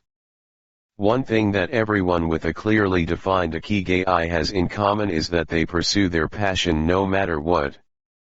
They never give up, even when the cards seem stacked against them or they face one hurdle after another. We're talking about resilience, a concept that has become influential among psychologists. But resilience isn't just the ability to persevere. As we'll see in this chapter, it is also an outlook we can cultivate to stay focused on the important things in life rather than what is most urgent, and to keep ourselves from being carried away by negative emotions. In the final section of the chapter, we'll explore techniques that go beyond resilience to cultivate anti-fragility. Sooner or later, we all have to face difficult moments, and the way we do this can make a huge difference to our quality of life. Proper training for our mind, body, and emotional resilience is essential for confronting life's ups and downs. Nanakorobi yaoki: fall 7 times, rise 8. Japanese proverb: resilience is our ability to deal with setbacks. The more resilient we are, the easier it will be to pick ourselves up and get back to what gives meaning to our lives. Resilient people know how to stay focused on their objectives, on what matters, without giving in to discouragement. Their flexibility is the source of their strength. They know how to adapt to change and to reversals of fortune. They concentrate on the things they can control and don't worry about those they can't. In the words of the famous Serenity Prayer by Reinhold Niebuhr, God, give us grace to accept with serenity the things that cannot be changed, courage to change the things which should be changed, and the wisdom to distinguish the one from the other. The one from the other. Emotional resilience through Buddhism and Stoicism. Siddhartha Gautama, Buddha, was born a prince of Kapilavastu, Nepal, and grew up in a palace, surrounded by riches. At 16 he married and had a child. Not satisfied by his family's wealth, at 29 he decided to try a different lifestyle and ran away from the palace to live as an ascetic. but it wasn't asceticism that he was looking for, it didn't offer the happiness and well-being he sought. Neither wealth nor extreme asceticism worked for him. He realized that a wise person should not ignore life's pleasures. A wise person can live with these pleasures but should always remain conscious of how easy it is to be enslaved by them. Zeno of Citium began his studies with the Cynics. The Cynics also led ascetic lives, leaving behind all earthly pleasures. They lived in the street, and the only thing they owned was the clothing on their backs. Seeing that cynicism did not give him a sense of well-being, Zeno abandoned its teachings to found the school of Stoicism, which centers on the idea that there is nothing wrong with enjoying life's pleasures as long as they do not take control of your life as you enjoy them. You have to be prepared for those pleasures to disappear. The goal is not to eliminate all feelings and pleasures from our lives, as in cynicism, but to eliminate negative emotions. Since their inception, one of the objectives of both Buddhism and Stoicism has been to control pleasure, emotions, and desires. Though the philosophies are very different, both aim to curb our ego and control our negative emotions. Both Stoicism and Buddhism are, at their roots, methods for practicing well-being. According to Stoicism, our pleasures and desires are not the problem. We can enjoy them as long as they don't take control of us. The Stoics viewed those who were able to control their emotions as virtuous. What's the worst thing that could happen? We finally land our dream job, but after a little while we are already hunting for a better one. We win the lottery and buy a nice car but then decide we can't live without a sailboat. We finally win the heart of the man or woman we've been without a sailboat. We finally win the heart of the man or woman we've been pining for and suddenly find we have a wandering eye. People can be insatiable. The Stoics believed that these kinds of desires and ambitions are not worth pursuing. The objective of the virtuous person is to reach a state of tranquility, apathy, the absence of negative feelings such as anxiety, fear, shame, vanity, and anger, and the presence of positive feelings such as happiness, love, serenity, and gratitude. In order to keep their minds virtuous, the Stoics practiced something like negative visualization. They imagined the worst thing that could happen in order to be prepared if certain privileges and pleasures were taken from them. To practice negative visualization, we have to reflect on negative events, but without worrying about them. Seneca, one of the richest men in ancient Rome, lived a life of luxury but was, nonetheless, an active Stoic. He recommended practicing negative visualization every night before falling asleep. In fact, he not only imagined these negative situations, he actually put them into practice, for example, by living for a week without servants, or the food and drink he was used to as a wealthy man. As a result, he was able to answer the question, what's the worst thing that could happen? Meditating for healthier emotions in addition to negative visualization and not giving in to negative emotions. Another central tenet of Stoicism is knowing what we can control and what we can't, as we see in the Serenity Prayer. Worrying about things that are beyond our control accomplishes nothing. We should have a clear sense of what we can change and what we can't, which in turn will allow us to resist giving in to negative emotions. In the words of Epictetus, it's not what happens to you, but how you react that matters. In Zen Buddhism, meditation is a way to become aware of our desires and emotions and thereby free ourselves from them. It is not simply a question of keeping the mind free of thoughts but instead involves observing our thoughts and emotions as they appear, without getting carried away by them. In this way, we train our minds not to get swept up in anger, jealousy, or resentment. One of the most commonly used mantras in Buddhism focuses on controlling negative emotions, Om Padme H, in which O is the generosity that purifies the ego, Ma is the ethics that purifies jealousy, I is the patience that purifies passion and desire, Pad is the precision that purifies bias, Me is the surrender that purifies greed, and H is the wisdom that purifies hatred. The here and now, and the impermanence of things. Another key to cultivating resilience is knowing in which time to live. Both Buddhism and Stoicism remind us that the present is all that exists, and it is the only thing we can control. Instead of worrying about the past or the future, we should appreciate things just as they are in the moment, in the now. The only moment in which you can be truly alive is the present moment, observes the Buddhist monk Thich Nhat Hanh. In addition to living in the here and now, the Stoics recommend reflecting on the impermanence of the things around us. The Roman Emperor Marcus Aurelius said that the things we love are like the leaves of a tree, they can fall at any moment with a gust of wind. He also said that changes in the world around us are not accidental but rather form part of the essence of the universe, a rather Buddhist notion, in fact. We should never forget that everything we have and all the people we love will disappear at some point. This is something we should keep in mind, but without giving in to pessimism. Being aware of the impermanence of things does not have to make us sad, it should help us love the present moment and those who surround us. All things human are short-lived and perishable, Seneca tells us. Point 2. The temporary, ephemeral, and impermanent nature of the world is central to every Buddhist discipline. Keeping this always in mind helps us avoid excessive pain in times of loss. Wabi-sabi and Ichigo. Wabi-sabi is a Japanese concept that shows us the beauty of the fleeting, changeable, and imperfect nature of the world around us.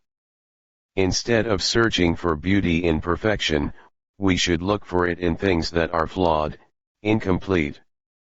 This is why the Japanese place such value, for example, on an irregular, or this is why the Japanese place such value, for example, on an irregular or cracked teacup. Only things that are imperfect, incomplete, and ephemeral can truly be beautiful, because only those things resemble the natural world. A complementary Japanese concept is that of Ichigo, which could be translated as this moment exists only now and won't come again. It is heard most often in social gatherings as a reminder that each encounter, whether with friends, family, or strangers, is unique and will never be repeated, meaning that we should enjoy the moment and not lose ourselves in worries about the past or the future. The concept is commonly used in tea ceremonies, Zen meditation, and Japanese martial arts, all of which place emphasis on being present in the moment. In the West, we've grown accustomed to the permanence of the stone buildings and cathedrals of Europe, which sometimes gives us the sense that nothing changes, making us forget about the passage of time. Greco-Roman architecture adores symmetry, sharp lines, imposing facades, and buildings and statues of the gods that outlast the centuries.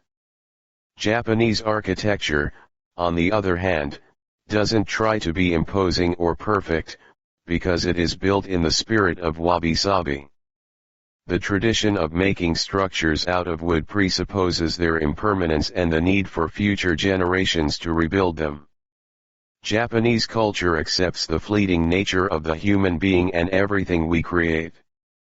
The Grand Shrine of Ise-3, for example, has been rebuilt every 20 years for centuries. The most important thing is not to keep the building standing for generations, but to preserve customs and traditions, things that can withstand the passage of time better than structures made by human hands. The key is to accept that there are certain things over which we have no control, like the passage of time and the ephemeral nature of the world around us. Ichigo teaches us to focus on the present and enjoy each moment that life brings us. This is why it is so important to find and pursue our Ikigai. Wabi-sabi teaches us to appreciate the beauty of imperfection as an opportunity for growth.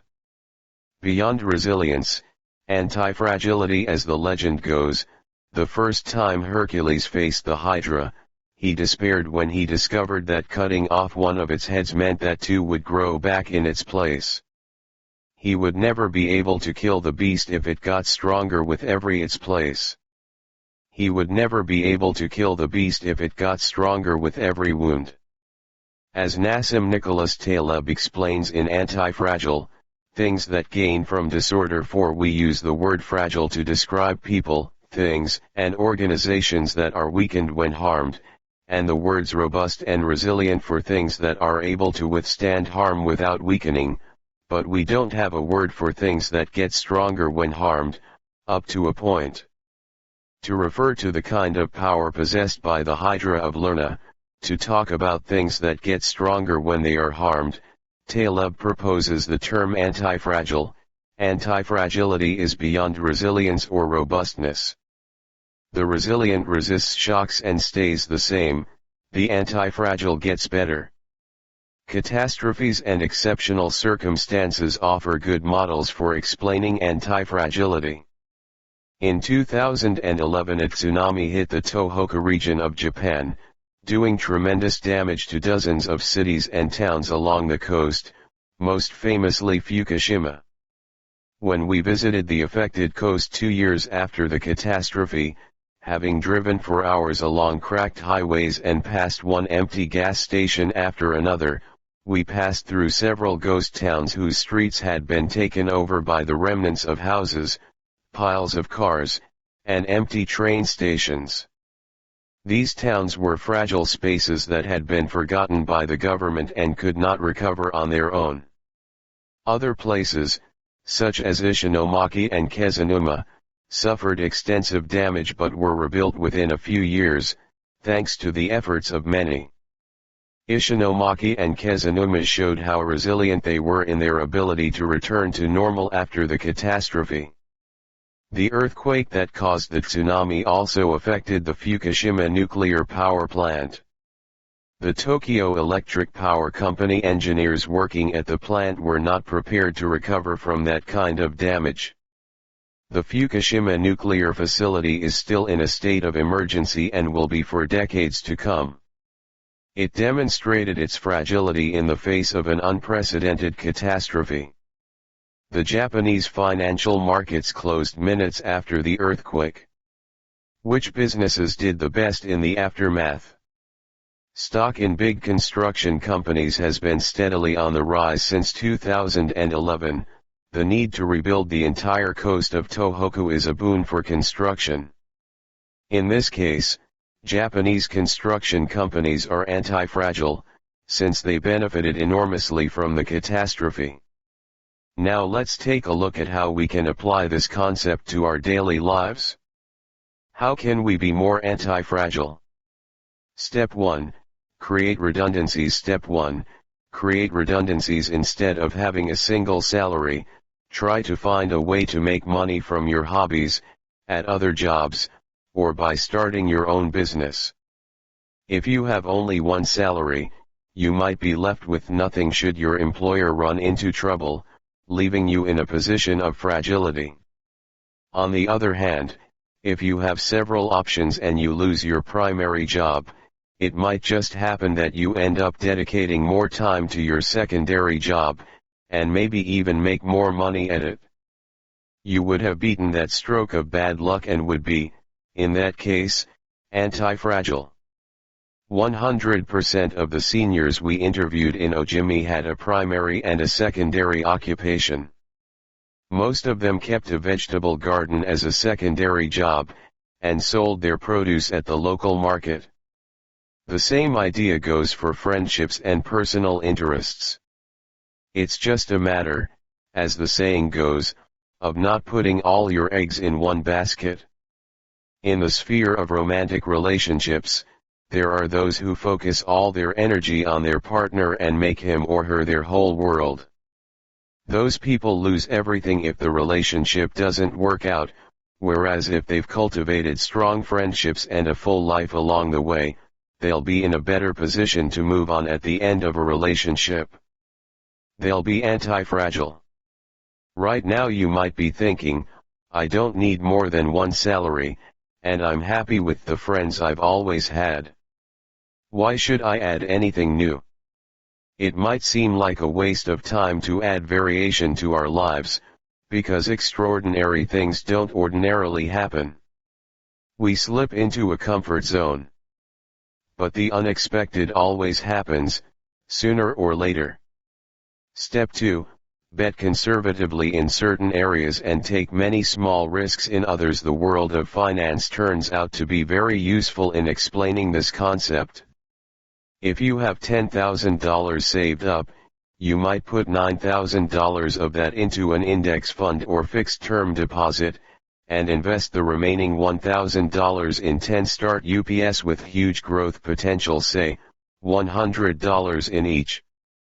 One possible scenario is that 3 of the companies fail, you lose $300, the value of 3 other companies goes down, you lose another $100 or $200, the value of 3 goes up, you make $100 or $200, and the value of one of the startups increases 20-fold, you make nearly $2,000, or maybe even more.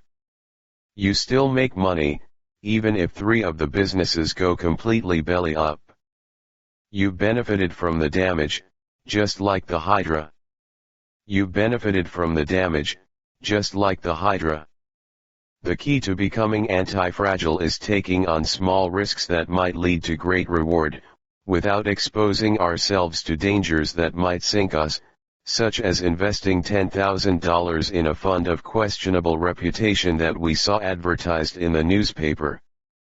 Step 3, get rid of the things that make you fragile. We're taking the negative route for this exercise. Ask yourself, what makes me fragile? Certain people, things, and habits generate losses for us and make us vulnerable. Who and what are they? When we make our New Year's resolutions, we tend to emphasize adding new challenges to our lives. It's great to have this kind of objective, but setting good riddance goals can have an even bigger impact. For example, stop snacking between meals, eat sweets only once a week, gradually pay off all debt, avoid spending time with toxic people, avoid spending time doing things we don't enjoy, simply because we feel obligated to do them. Spend no more than 20 minutes on Facebook per day to build resilience into our lives. We shouldn't fear adversity, because each setback is an opportunity for growth. If we adopt an anti-fragile attitude, we'll find a way to get stronger with every blow, refining our lifestyle and staying focused on our Ikigai. Taking a hit or two can be viewed as either a misfortune or an experience that we can apply to all areas of our lives, as we continually make corrections and set new and better goals. As Taleb writes in Anti-Fragile, we need randomness, mess, adventures, uncertainty, self-discovery, hear traumatic episodes, all these things that make life worth living. We encourage those interested in the concept of anti-fragility to read Nassim Nicholas Taleb's Anti-Fragile. Life is pure imperfection, as the philosophy of wabi-sabi teaches us, and the passage of time shows us that everything is fleeting, but if you have a clear sense of your Ikigai, each moment will hold so many possibilities that it will seem almost like an eternity. Epilogue. Ikigai, the art of living. Mitsuo Aida was one of the most important calligraphers and haikuists of the 20th century. He is yet another example of a Japanese person who dedicated his life to a very specific Ikigai, communicating emotions with 17-syllable poems, using a shodo calligraphy brush. Many of Aida's haikus philosophize about the importance of the present moment, and the passage of time. The poem reproduced below could be translated as in the here and now, the only thing in my life is your life. In another poem, Aida writes simply, here, now. It is an artwork that seeks to evoke feelings of mono no aware, a melancholy appreciation of the ephemeral. The following poem touches on one of the secrets of bringing Ikigai into our lives. Happiness is always determined by your heart. This last one, also by Aida, means keep going, don't change your path. This last one, also by Aida, means keep going, don't change your path. Once you discover your Ikigai, pursuing it and nurturing it every day will bring meaning to your life. The moment your life has this purpose, you will achieve a happy state of flow in all you do, like the calligrapher at his canvas or the chef who, after half a century, still prepares sushi for his patrons with love. Conclusion: our Ikigai is different for all of us, but one thing we have in common is that we are all searching for meaning. When we spend our days feeling connected to what is meaningful to us, we live more fully. When we lose the connection, we feel despair. Modern life estranges us more and more from our true nature, making it very easy for us to lead lives lacking in meaning. Powerful forces and incentives, money, power, attention, success, distract us on a daily basis. Don't let them take over your life. Our intuition and curiosity are very powerful internal compasses to help us connect with our Ikigai. Follow those things you enjoy, and get away from or change those you dislike. Be led by your curiosity, and keep busy by doing things that fill you with meaning and happiness. It doesn't need to be a big thing. We might find meaning in being good parents or in helping our neighbors. There is no perfect strategy to connecting with our Ikigai.